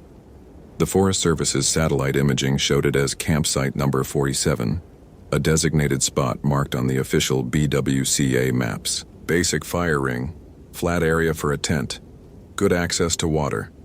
Nothing special, nothing dangerous. The tent was still standing. That fact alone shifted the situation from probable accident to something that required more careful attention. In William's experience, when campers abandoned sites in distress, they either took their tents or left them in disarray, collapsed from panic, torn from bears, or scattered by weather. Kayla Morrison's tent stood perfectly erect, door zippered closed, stakes driven into the ground with precise spacing, the kind of setup someone made when they intended to return. William pulled on nitrile gloves before touching anything. He wasn't law enforcement, but 8 years in this wilderness had taught him that sometimes what looked like an accident investigation became something else entirely. The tent's interior revealed more contradictions. Kayla's sleeping bag lay neatly rolled in one corner. Her backpack sat upright near the tent's rear, partially unpacked. A LED headlamp hung from the ceiling loop, still switched on, but its batteries long dead. Her water filtration system, a Katahdin Hiker Pro, rested beside the backpack alongside 2 full Nalgene bottles. Food bag hung properly in a tree 30 feet from camp. Bear protocol observed correctly. Everything suggested someone who knew what they were doing and had left with the intention of coming back soon. Perhaps a short hike, a bathroom break, something that shouldn't have taken more than an hour. But Kayla Morrison hadn't come back, and her tent had been standing empty for 4 days. William documented everything with photographs and notes, building a mental inventory of what was present and what was missing. Kayla's life jacket hung from a tree branch near the canoe landing. Her canoe was pulled up on shore, properly secured. Her park-issued bear canister sat locked near the fire ring. What was missing? Her boots. The hiking boots that should have been in the tent's vestibule were gone. Also missing, her first aid kit, which according to her gear list filed with the outfitter should have been a standard adventure medical kits package, and her knife, a Benchmade bushcrafter that her father had mentioned specifically when filing the missing person report, a 16th birthday present she never traveled without. So she'd left camp wearing boots, carrying a knife and first aid kit, planning to come back, planning to be prepared for something. William circled the campsite perimeter, moving in expanding arcs, reading the ground. The Boundary Water soil held prints well near water, especially in the mud along the shoreline. He found Kayla's boot treads immediately. Vask brand, women's size 7, distinctive lug pattern. They led away from camp heading northeast, following what might have been a game trail, or might have been nothing at all. The forest here grew thick with paper birch and balsam fir, undergrowth dense enough to make off-trail travel challenging. He followed the prints for 20 yards before they vanished completely. Not faded into harder ground. Vanished. One moment clear impressions in soft earth, the next moment nothing at all, as if Kayla Morrison had simply stepped into empty air and ceased to exist. William spent 40 minutes searching for where the trail resumed. He employed grid search patterns, used his compass to ensure he didn't circle, marked trees with surveyor's tape to track his coverage. The boot prints never reappeared. He was kneeling to examine a disturbance in the leaf litter when he heard the sound. At first his mind categorized it as wind through trees, but the air hung absolutely still, Not even enough breeze to move the mosquitoes that formed clouds around his head. The sound came again, a low, resonant tone that seemed to emerge from the forest itself, rather than any specific direction. Not wind, not animal. Something that made his inner ear ache and his teeth feel loose in their gums. William stood slowly, one hand moving to the Motorola XPR 7550 radio on his belt. The sound faded, leaving only the normal ambient noise of wilderness. Birdsong, insect hum, the distant lap of water on stone. He keyed the radio. Ranger Archer to base, checking in from Vera Lake, campsite 47. Static answered him. Not the normal static of poor reception. The boundary waters had dead zones, that was standard, but something denser, almost textured. Like audio interference layered over itself in patterns that his brain tried to resolve into words but couldn't quite manage. He tried again. Same result. William checked his GPS. The satellite lock was solid, coordinates precise. He was exactly where he should be, in an area where radio communication usually worked fine. The equipment was functioning normally according to all diagnostic indicators. Yet when he tried to call base again, the static came back, and this time he was certain he heard something underneath it. Not words, not quite, but something that had the rhythm of speech, the cadence of language, pronounced in sounds that human vocal cords shouldn't be able to produce.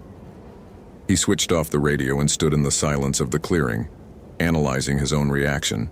Elevated heart rate, mild perspiration despite the shade. A tension in his shoulders that hadn't been there 10 minutes ago. His body was responding to something his conscious mind hadn't fully processed yet. Fear, he noted clinically. He was experiencing fear. William forced himself to examine that emotion objectively. What was the actual threat? Unknown sounds could be explained by atmospheric conditions, geological formations creating acoustic anomalies, even migraine auras producing auditory hallucinations. The radio interference had a dozen possible technical explanations. The missing boot prints simply meant he hadn't found where they continued yet. The ice on Knife Lake in July heat. That thought arrived unwelcome. He pushed it aside and focused on concrete data. He had a missing person, an abandoned campsite, and evidence of unusual environmental conditions. Standard protocol required him to mark the location, document everything he'd found, return to base, and request a full search and rescue team. He took one more photograph of the campsite and turned to head back toward his canoe. The clearing had changed. William froze, his rational mind struggling to process what his eyes were reporting. The campsite looked the same, tent still standing, fire ring in the same position, canoe where he'd last seen it. But the light had shifted somehow. The shadows fell at wrong angles for late morning, stretching too long from trees that hadn't cast those shadows moments before. The temperature had dropped at least 15 degrees. He could see his breath misting in the air. In July, in Minnesota, at midday. He pulled out his Garmin. The temperature sensor now read 51 degrees. He'd been at the campsite for 48 minutes according to his watch. The GPS confirmed his position. Everything electronic functioned normally, cheerfully displaying impossible data. William's scientific training fought against what his senses were telling him. Microclimates didn't shift this rapidly. Localized cold fronts didn't manifest in isolated clearings. The sun still shone overhead with summer intensity, yet the air around him felt like October at dusk. He moved toward his canoe, fighting the urge to run. Running was what panicked people did. Running was how experienced campers got lost and died from exposure. He would walk calmly to his canoe, paddle back to his entry point, report everything he'd found, and let the search team deal with whatever atmospheric anomaly was affecting this region. The sound came back as he reached for the canoe. Louder this time. Closer. That same resonant tone, but now it carried harmonics that made his fillings ache and his vision blur at the edges. Not wind, not animal, something vocal, something that was using sound the way a predator used teeth. William grabbed the canoe and dragged it toward the water. His hands were shaking. He noticed this with distant surprise. His body was overriding his rational mind's attempts at calm analysis. Some deeper part of his nervous system, some ancient mammalian core that predated logic and reason, was screaming warnings that higher thought couldn't suppress. The water at the shoreline had begun to freeze. He watched ice crystallize across the surface in branching fractals, spreading outward from the shore in patterns that looked almost purposeful. The temperature gauge on his GPS dropped to 41 degrees, then 34. The device was functioning perfectly, displaying readings that couldn't be real. William set the canoe down and stepped back from the spreading ice. His breath came in visible clouds. The trees around the clearing had begun to creak and groan despite the windless air, wood contracting in cold that had arrived without transition, without warning, without any meteorological explanation. He needed to leave. The rational part of his mind finally agreed with the screaming animal part. Whatever was happening here went beyond unusual weather. This was something else. Something wrong. The boot prints reappeared. Fresh prints, pressed into ground that had been empty minutes ago. Kayla Morrison's distinctive vast treads, heading not northeast away from camp but directly toward William. A line of prints that emerged from nowhere and traced a path to where he stood. Except they weren't quite Kayla's prints. As William stared at them, his mind processing details that didn't fit, he saw that the stride length was wrong. Too long. Each step covered nearly 6 feet, a span that would require someone 7 or 8 feet tall, and the depth of the impression suggested weight far beyond what a 120-pound woman should produce. Something wearing Kayla Morrison's boots had walked here recently. Something that was not Kayla Morrison. The sound came again, and this time William's rational mind surrendered completely to the simple, overwhelming truth of terror. The tone resonated through the clearing with a frequency that seemed designed specifically to trigger panic in human nervous systems. It was hunger given voice. Not the hunger of an animal seeking food, but something vaster and emptier. Hunger as a state of being. Hunger as an identity. Hunger that could never be filled, no matter how much it consumed. William ran. He left the canoe, left the campsite, crashed through undergrowth along the lake's shore, heading south back toward the portage trail. Branches tore at his face. Roots threatened to trip him. His rational mind had shut down entirely, leaving only the mammalian imperative to flee, to put distance between himself and the thing that made that sound. Behind him, the temperature continued to drop. Ice spread across Vera Lake's surface in defiance of thermodynamics and season. The trees groaned louder, their wood splitting in the sudden cold. And somewhere in the forest, close, much too close, something moved with a stride that covered 6 feet at a time, following tracks only it could see. William reached the portage trail at full sprint. His training should have told him that running in wilderness was dangerous, that panic killed more people than bears or cold or starvation. But his training had been built on the assumption that the world followed certain rules. That temperature didn't drop 40 degrees in minutes.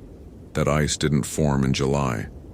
That things in the forest didn't wear stolen boots and make sounds that turned a person's skeleton to liquid terror. He ran until his lungs burned and his legs threatened to collapse, driven by a fear so primal it bypassed all higher thinking.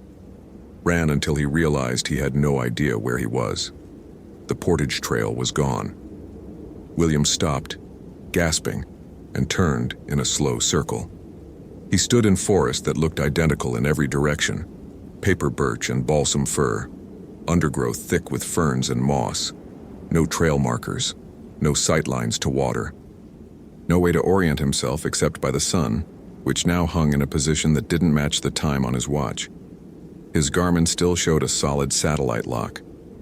According to the GPS, he stood exactly where he'd started, at the shore of Vera Lake, at campsite 47, coordinates that couldn't be argued with. But he wasn't at Vera Lake. He was somewhere else entirely. Somewhere the GPS couldn't properly report because it had no category for forests that moved, for trails that disappeared, for spaces that stopped obeying the geometry his device had been programmed to measure.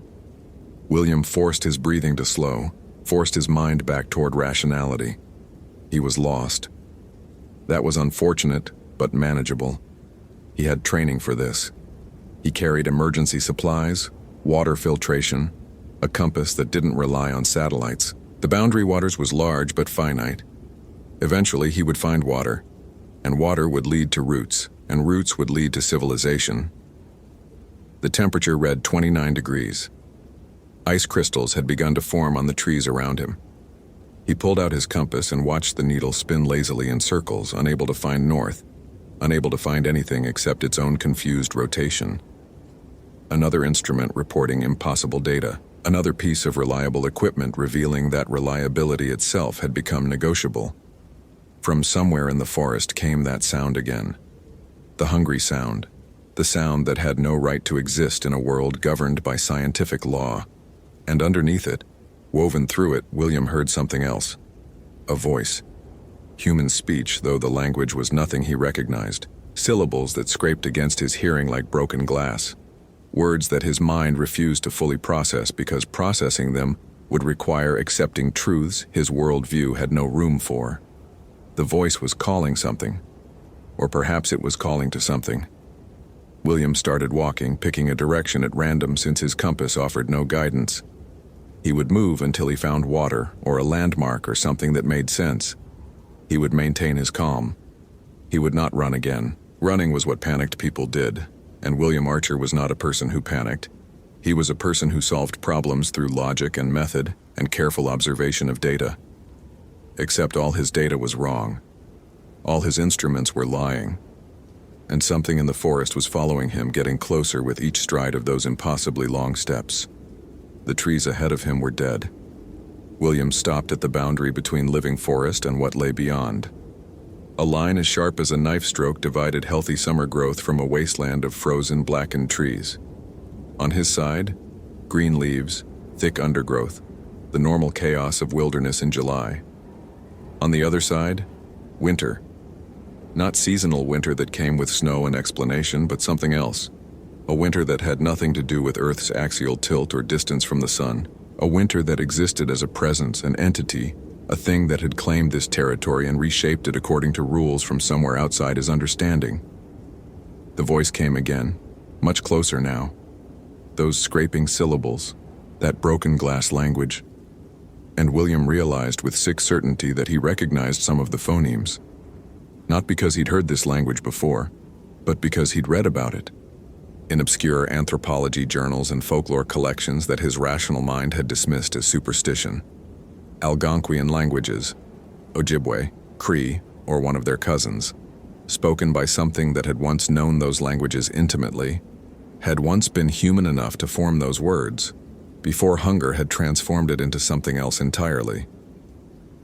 William's hand moved to his belt, fingers finding the cold metal of his radio. He tried one more time, knowing it was futile but needing the ritual of attempted contact, the reaching out toward the normal world he'd left behind. Ranger Archer requesting emergency assistance. Position unknown.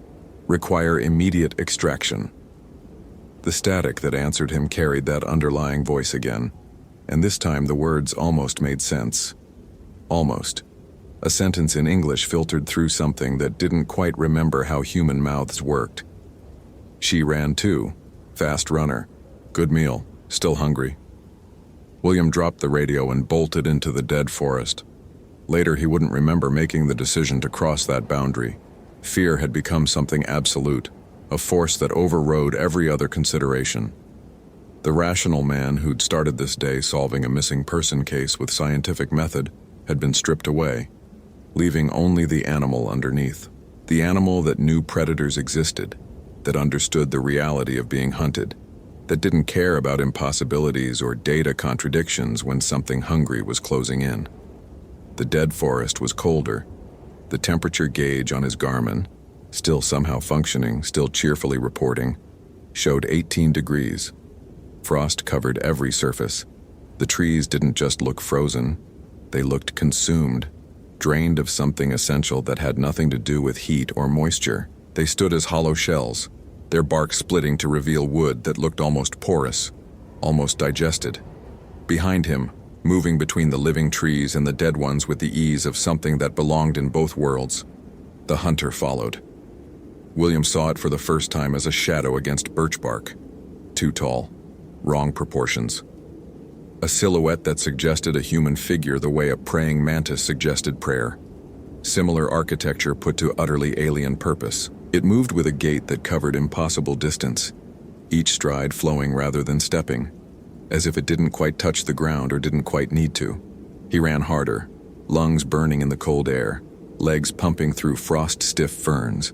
The forest around him grew darker despite the sun that still theoretically shone overhead. Not dark with shadow, but dark with absence. Absence of light, of warmth, of the normal background energy that living things produced simply by existing. This place was where that energy had been consumed, eaten, digested into something that fed the thing behind him. William crashed through a curtain of frozen branches and stumbled into another clearing. This one was smaller than Kayla Morrison's campsite, barely 20 feet across, but it held evidence of human presence. A backpack partially buried in frost, a sleeping bag torn into ribbons, a hiking boot, Vasca brand, women's size 7, lying on its side near a fire ring that had never held fire. Kayla Morrison's first campsite, the one she'd made before moving to Vera Lake. On the ground near the boot, something gleamed in the dim light. William's eyes found it automatically, his ranger training identifying the object even as his conscious mind recoiled from its implications. A knife. Bench-made bushcrafter. The blade was clean. The handle showed no damage.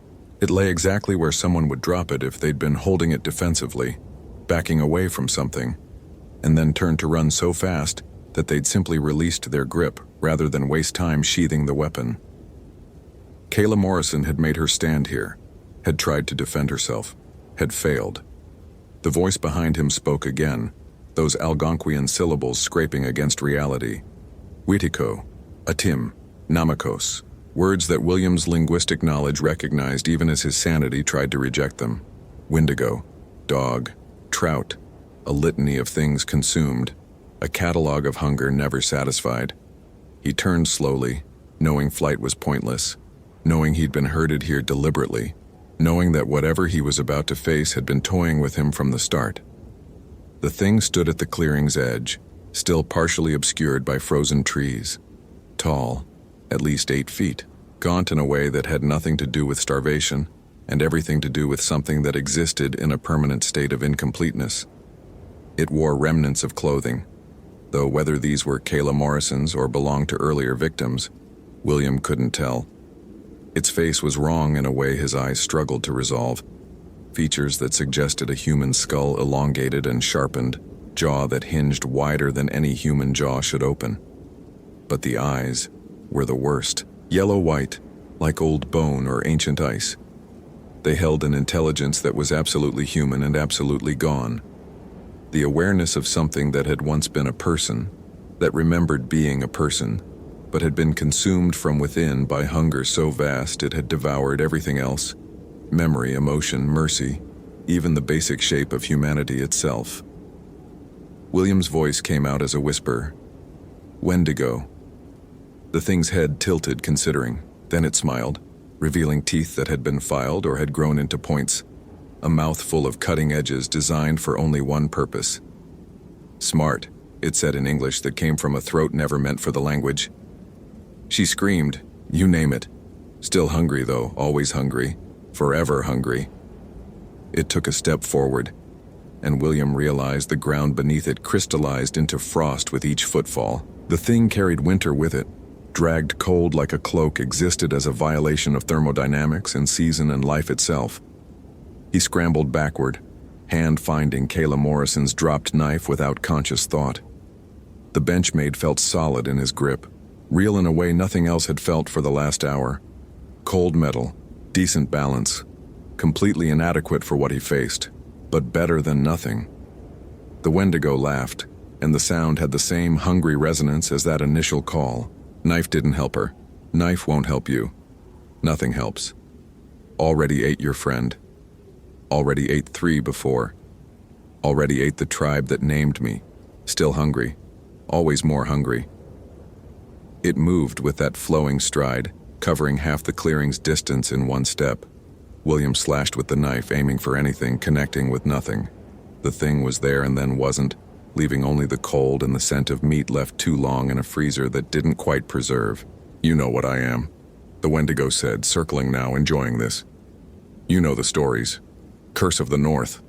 Punishment for taboo. Starvation made flesh." It leaned closer, and William could see that what he'd taken for clothing were actually strips of skin, its own skin perhaps, or victim's skin, sloughing off and regrowing in an eternal cycle of consumption and reconstitution. "But do you know why I hunt here? Why this forest? Why these lakes?" William backed against a frozen tree, knife extended uselessly. His rational mind had returned now that flight was impossible, analyzing the situation with the crystal clarity of absolute terror. The Wendigo wasn't just hunting. It was playing. It wanted him to understand. "Boundary waters," the thing continued, its voice like wind through ice. "Boundaries, edges, places where worlds touch, where the real bleeds into the more than real, where old hungers can wake and feed and never be satisfied." It gestured with one impossibly long arm at the forest around them. "You think this is wilderness? You think you came here to protect nature?" The laugh again, scraping and hungry. "You came to feed me. They all come to feed me. Solo campers, experienced, careful, perfect prey. They know enough to travel alone, far enough to find where I wait, smart enough to make the hunt interesting." William's training reasserted itself in fragments. Keep it talking. Engaged predators sometimes made mistakes. Sometimes. The others, the three before Kayla Morrison, you, ate them, the Wendigo finished. Slowly, carefully, made them last. But never enough, never filling. Just makes hunger bigger, stronger. It moved closer, and William could see frost forming on his own hands now, ice crystals growing from his skin. "Your blood is already slowing. Cold is already taking you," makes the meat tender. His fingers were going numb around the knife handle. The garment on his belt showed 14 degrees and dropping. His body was shutting down, systems going into emergency conservation mode, pulling blood from extremities to protect his core. He had minutes before hypothermia took his ability to think, to move, to do anything except freeze. The Wendigo reached for him with a hand that was too long, fingers that ended in something between nails and claws. William swung the Benchmade in desperation, and miracle of miracles connected. The blade bit into the thing's forearm, cutting through skin that felt like frozen leather.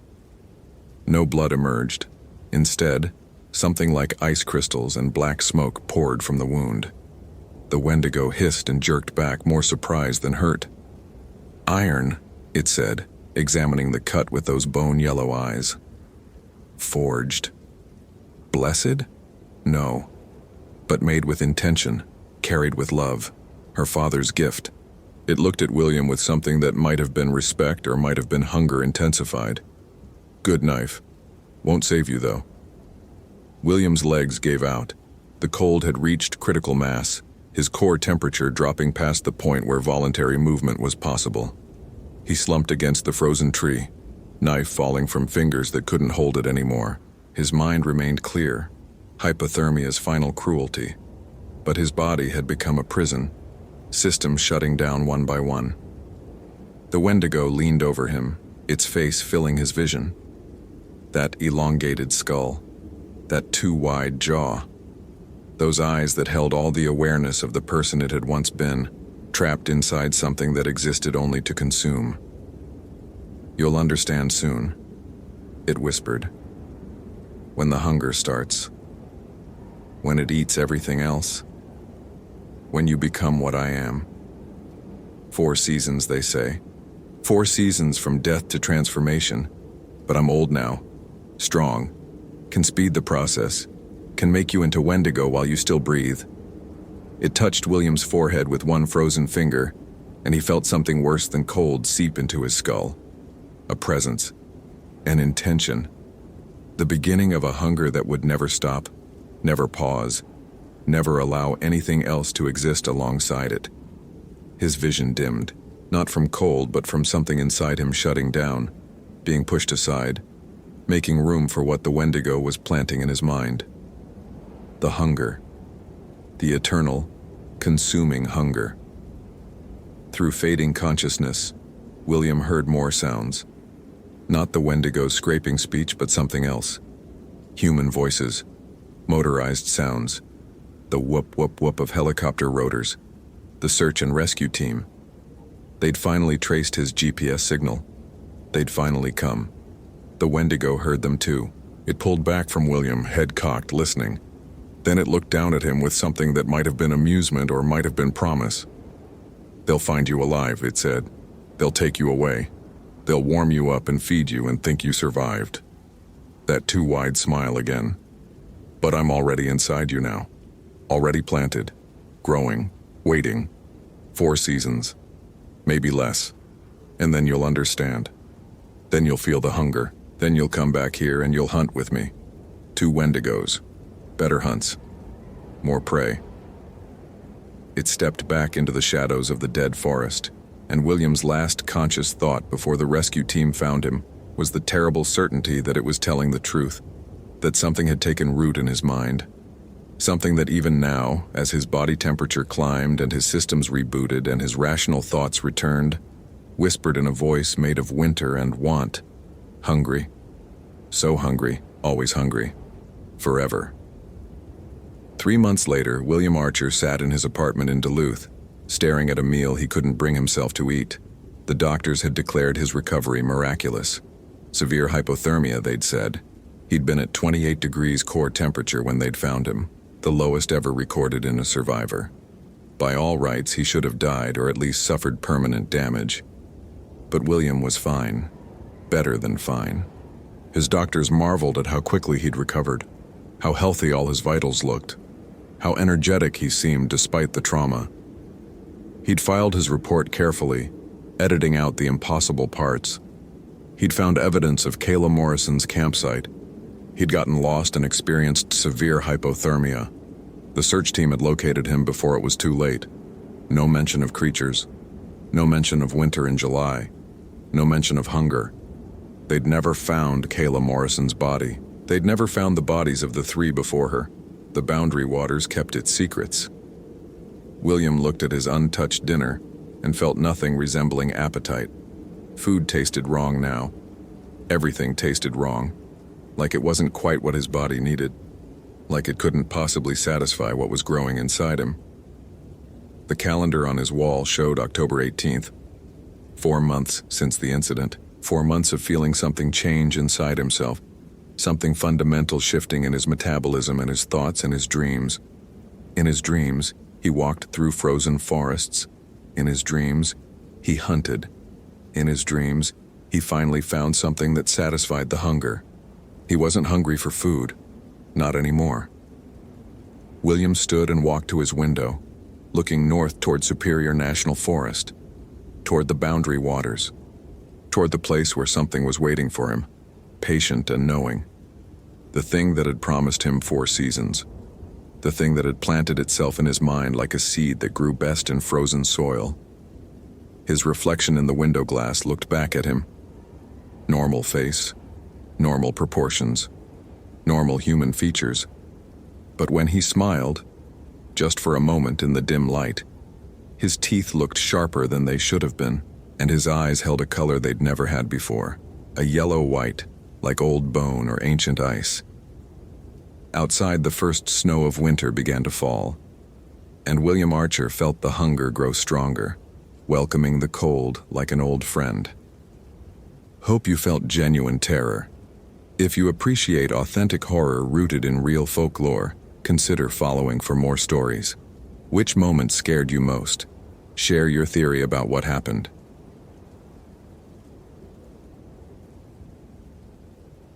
The hair was impossibly long. Nicole Valdez found it wrapped around the door handle of the Graves Creek Ranger Station, coiled like a black serpent, wet, despite 3 days without rain.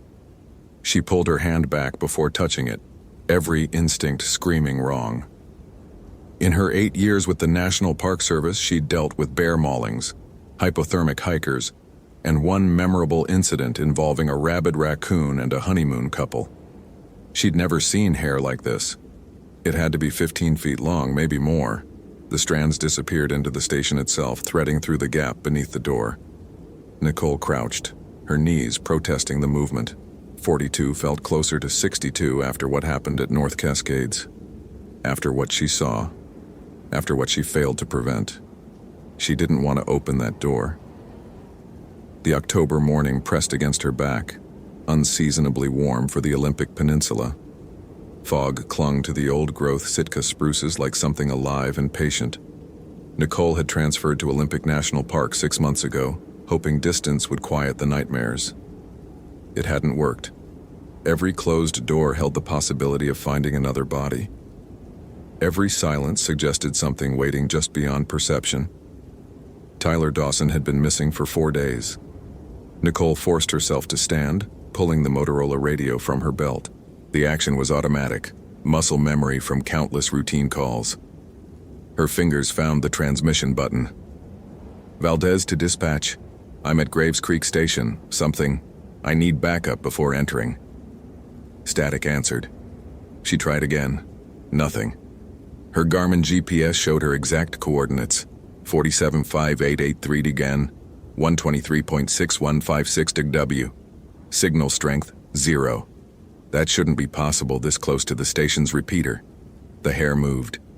Nicole's breath caught. She watched it slide against the weathered wood, pulling tighter around the handle. The movement was deliberate, purposeful, like fingers closing into a fist. She'd stopped believing in coincidences after North Cascades. After finding Melissa Hartley's body arranged in a circle of stones that no rational explanation could account for. After watching something that definitely wasn't a bear disappear into shadows that shouldn't have existed at noon. After the investigation concluded animal attack, while Nicole knew that animals don't draw symbols in blood. The hair was still moving. Nicole drew her service weapon, a Glock 22 that felt inadequate against something she couldn't name. Her left hand trembled as she reached for the door handle. The tremor had started 3 months after North Cascades and never fully stopped. The department psychologist called it post-traumatic stress.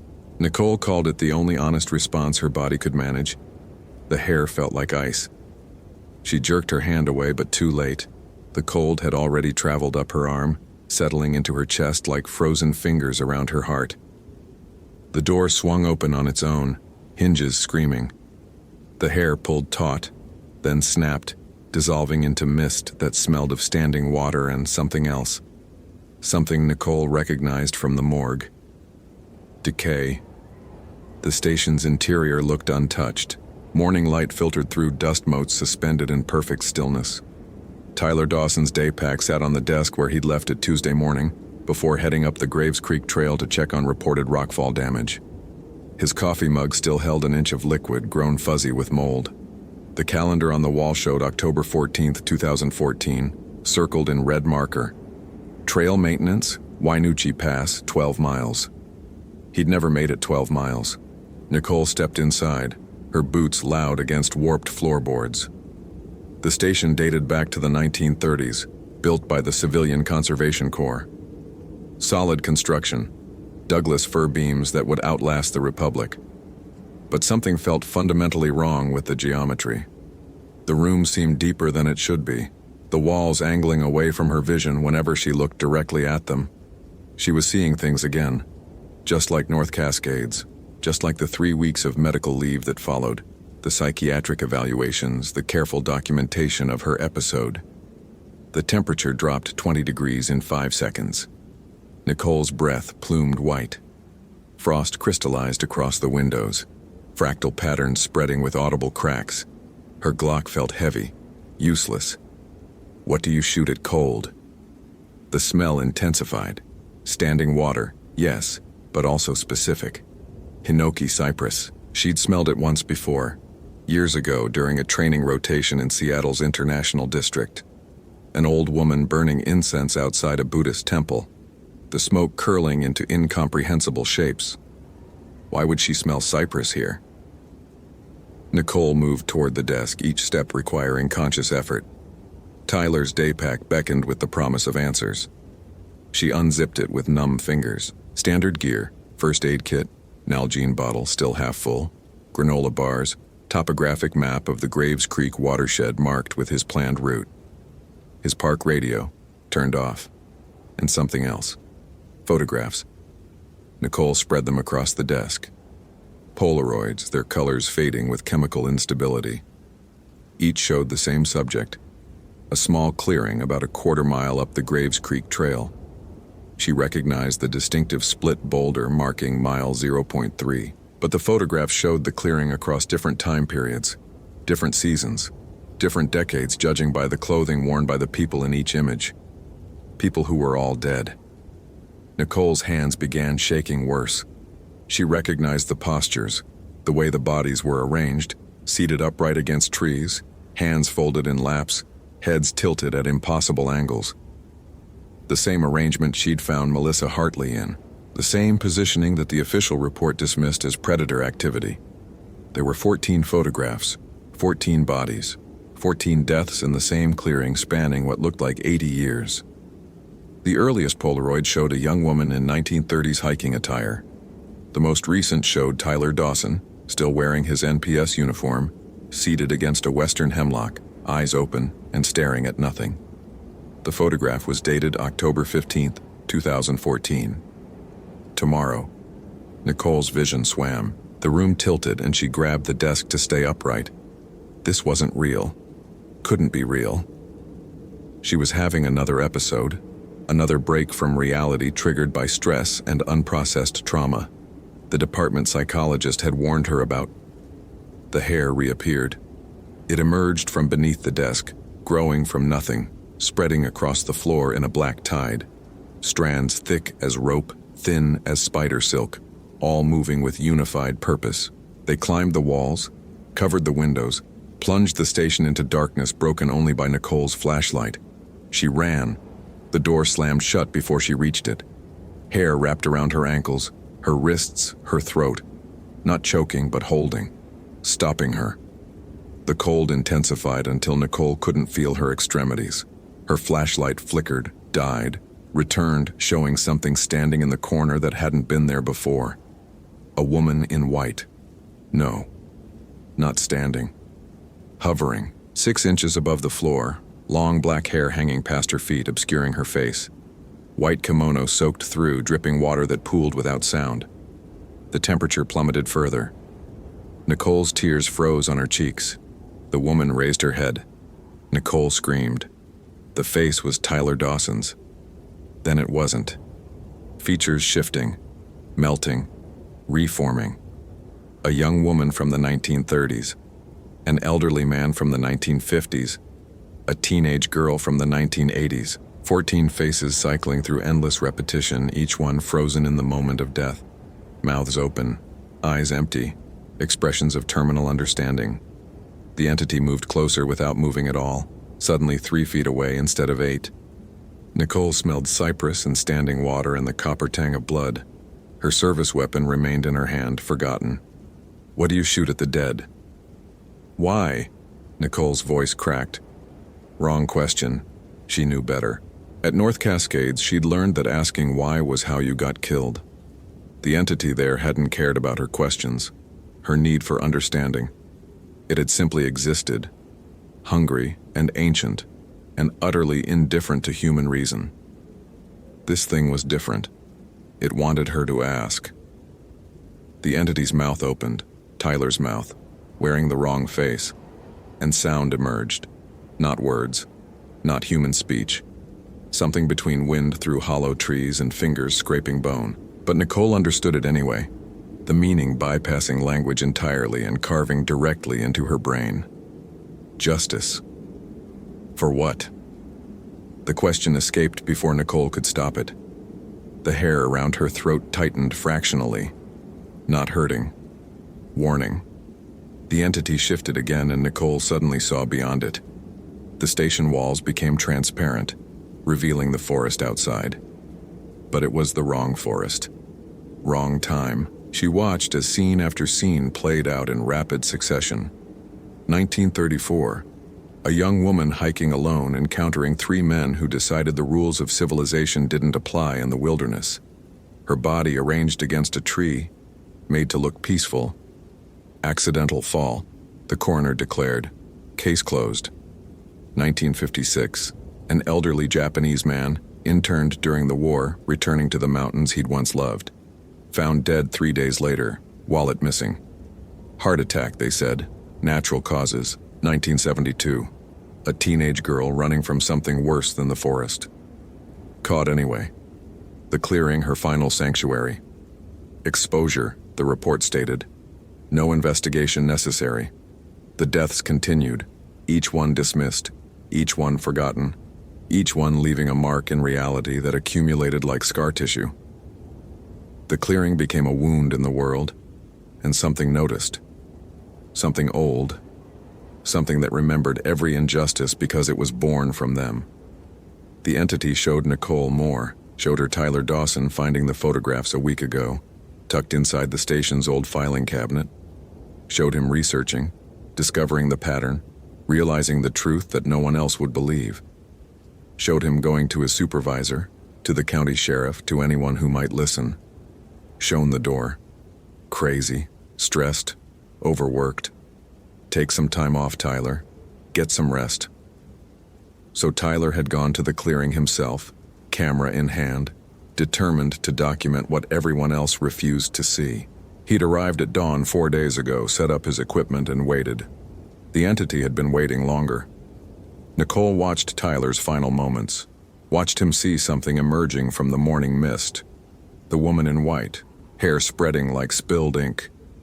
Watched him understand finally that some debts don't expire. Watched him try to run. Watched him die. Not from violence. From understanding. From seeing the accumulated weight of 80 years of injustice made manifest. His heart had simply stopped, unable to process the impossible made real. The entity had arranged his body with the others, adding him to the collection. Not malice. Ritual. Another witness to crimes that would never be punished. The visions ended. Nicole found herself on her knees, tears streaming. The hair had released her at some point. The entity hovered closer, its face cycling through the 14 dead with increasing speed. "What do you want from me?" Nicole whispered. The answer formed in her mind without words. Remembrance. They're dead. I can't bring them back. Not resurrection. Recognition. The entity wanted what it had always wanted. Acknowledgement that these deaths mattered. That they weren't accidents, weren't natural causes, weren't convenient closures to uncomfortable questions. Each person in that clearing had died because someone decided their life held less value than convenience. The entity wanted that truth spoken aloud. Nicole's radio suddenly crackled to life, making her jump. Dispatch's voice emerged through heavy static. "Repeat, all units respond to Graves Creek Station. Ranger Valdez hasn't checked in. Assume emergency situation." The entity watched her with 14 pairs of eyes. Nicole lifted the radio with numb fingers. She thought about North Cascades, about how she'd told the truth and been dismissed. She thought about Melissa Hartley, whose death report she'd challenged until threatened with termination. She thought about how the system protected itself by erasing inconvenient realities. She thought about Tyler Dawson, who'd tried to expose the truth and died for it. "Dispatch, this is Valdez." Her voice steadied. "I'm at Graves Creek Station. I found evidence related to Tyler Dawson's disappearance, also evidence of 14 additional deaths spanning approximately 80 years, all occurring at the same location." Silence. Then, "Valdez, repeat? Did you say 14 deaths?" "Affirmative. All dismissed as accidents or natural causes, all showing signs of foul play that was systematically ignored. I'm requesting immediate investigation by county homicide and the FBI." "Nicole," the dispatcher's voice softened, became careful. "Are you feeling all right? Do you need medical assistance?" There it was. The same concern as dismissal that had followed her from North Cascades. The gentle suggestion that she wasn't seeing reality, that trauma had broken something in her brain that made her perceive patterns where none existed.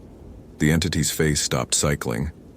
It wore Tyler's features now, frozen in the moment of terminal understanding. Nicole made her choice. Dispatch, I'm documenting everything I've found. I'm going to the clearing where Tyler Dawson died.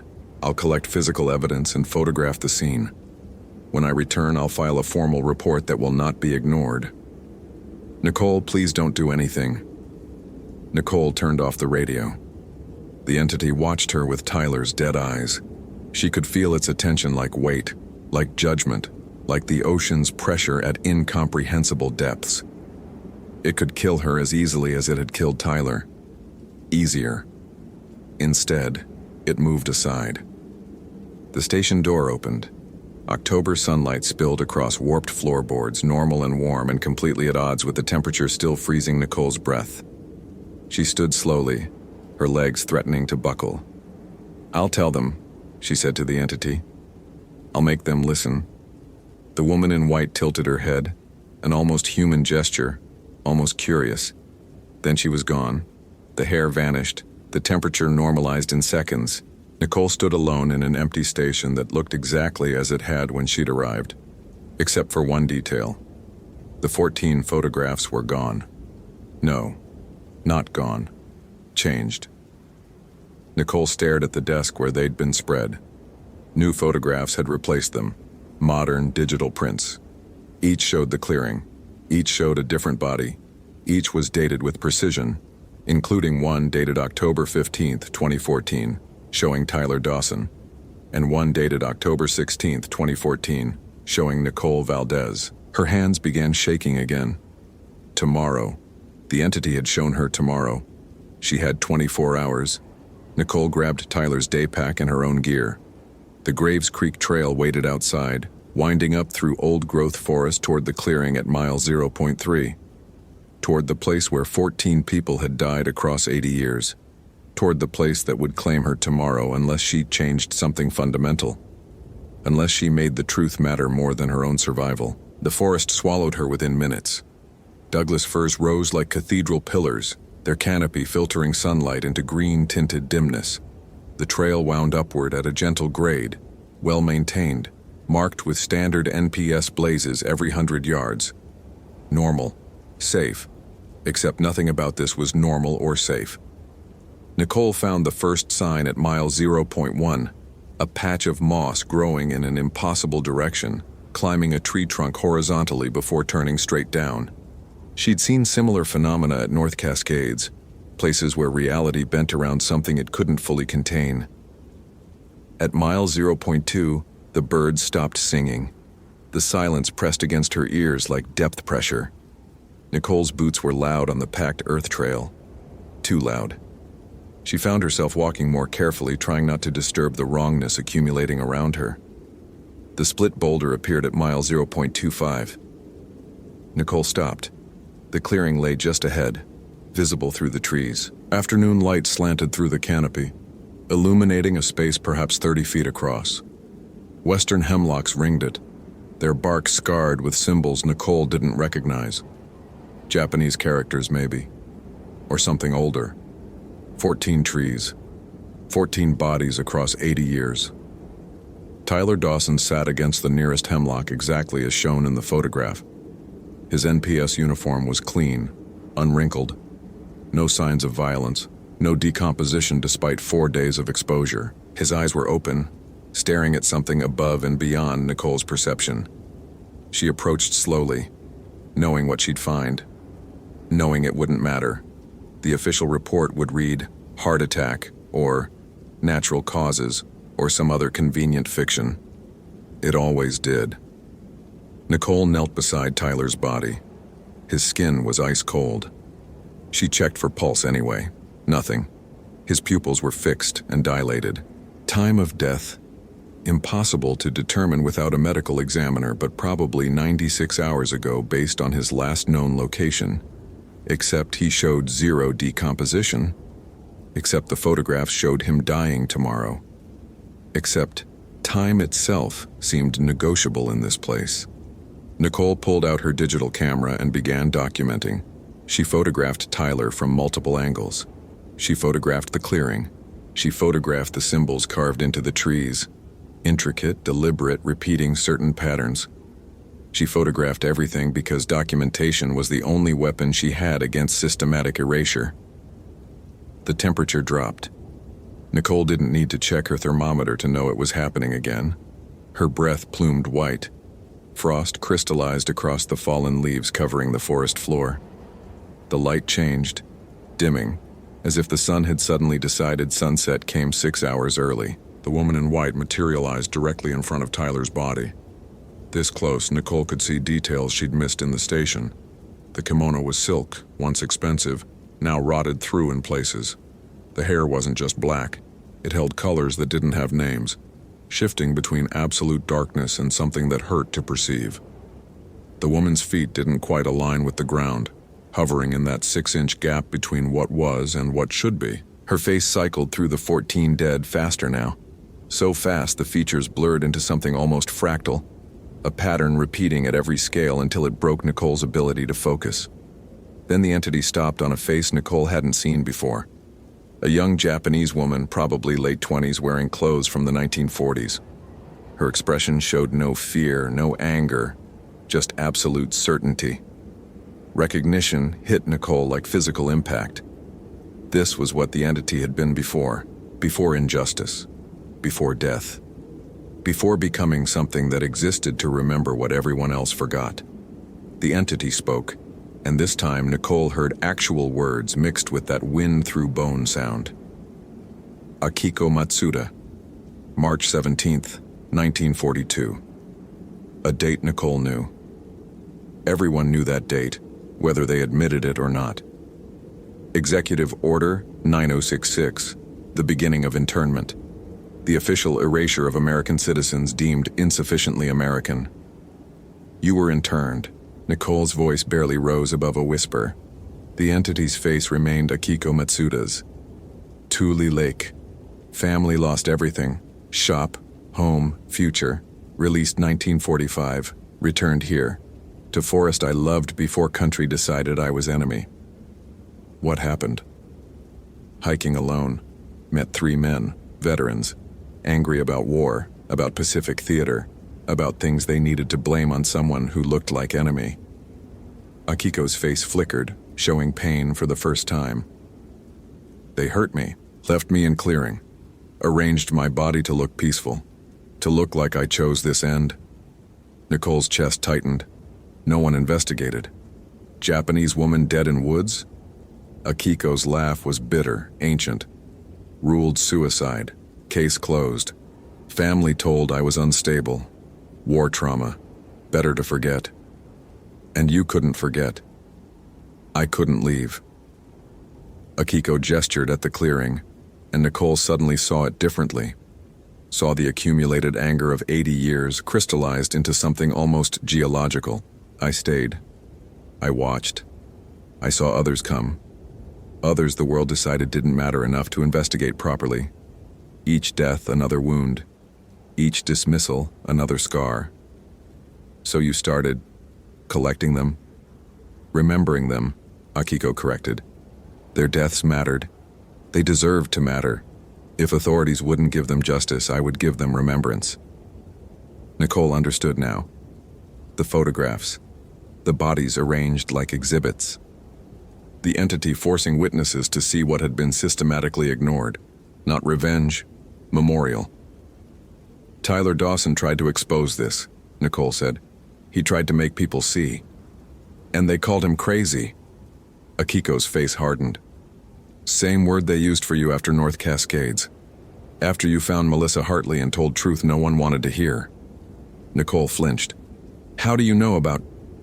I know all injustices in these mountains. I am them. Akiko moved closer and Nicole smelled cypress and standing water. You understand. You have seen beyond comfortable lies. You know price of truth. Then why? Nicole gestured at the photograph dated October 16th showing her own body. Why kill me too? Not kill. Witness. Akiko's expression softened fractionally. You can choose. You can walk away, file report that will be dismissed, continue working for system that erases uncomfortable realities.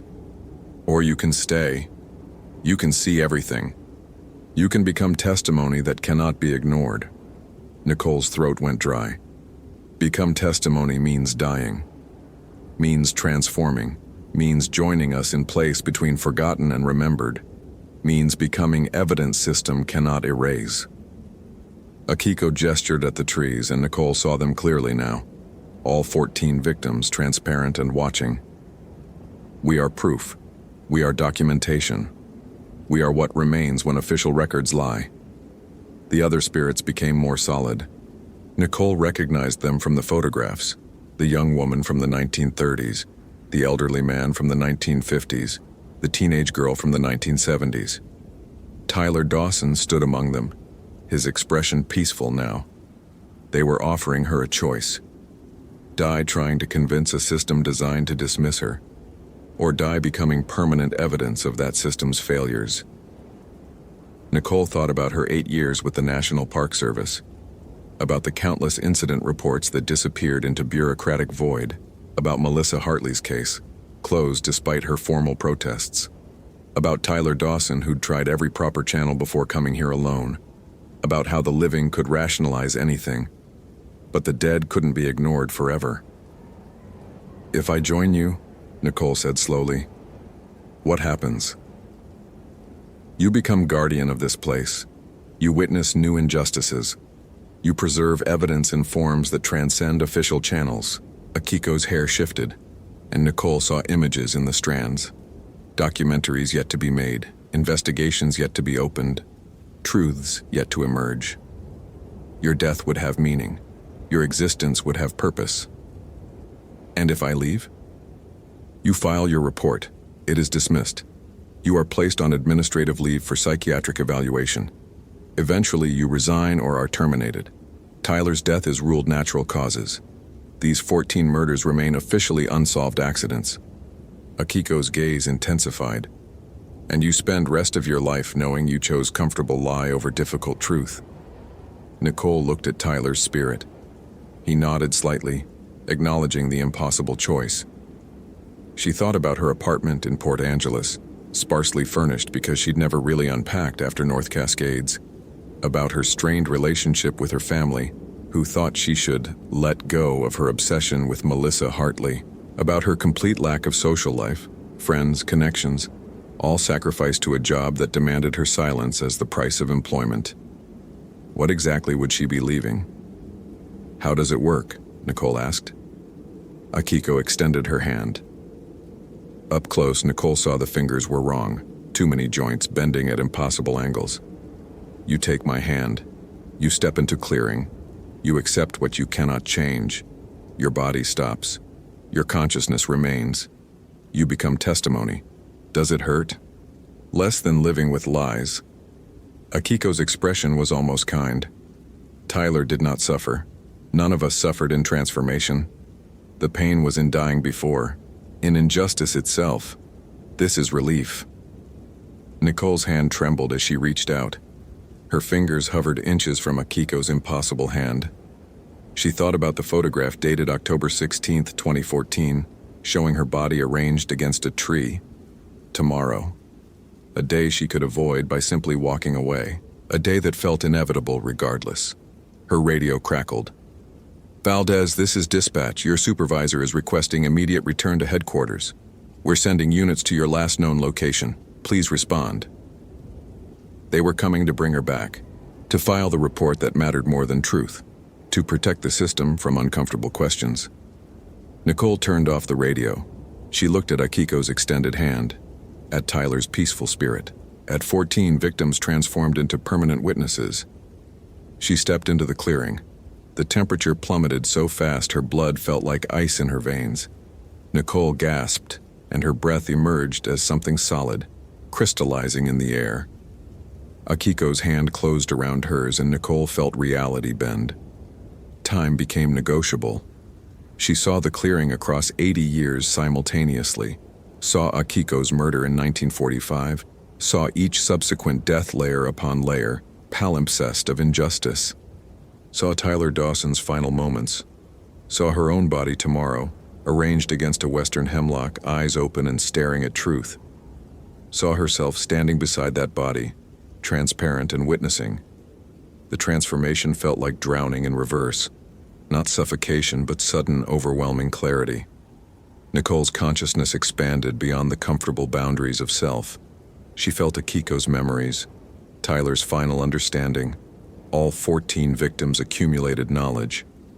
She understood now, really understood. They weren't ghosts haunting a place. They were the place itself, transformed into living testimony. The clearing had become archive, memorial, proof. Physical laws bent around it because it represented something more fundamental than physics, the permanent record of human cruelty's intersection with cosmic indifference. Nicole's heart beat slower, slower. She felt it winding down like a clock reaching the end of its mainspring. No pain, just cessation, just the gentle transition from breathing to not breathing, from living to witnessing. Her last living thought was clarity itself. I choose truth over comfort. Then her heart stopped, and Nicole Valdez opened her eyes that had never closed, standing 6 inches above ground that had never left, seeing everything that had always been there but required death to perceive. The other 14 spirits welcomed her. Tyler smiled. Akiko released her hand, which was now as impossible as Akiko's own. What happens now?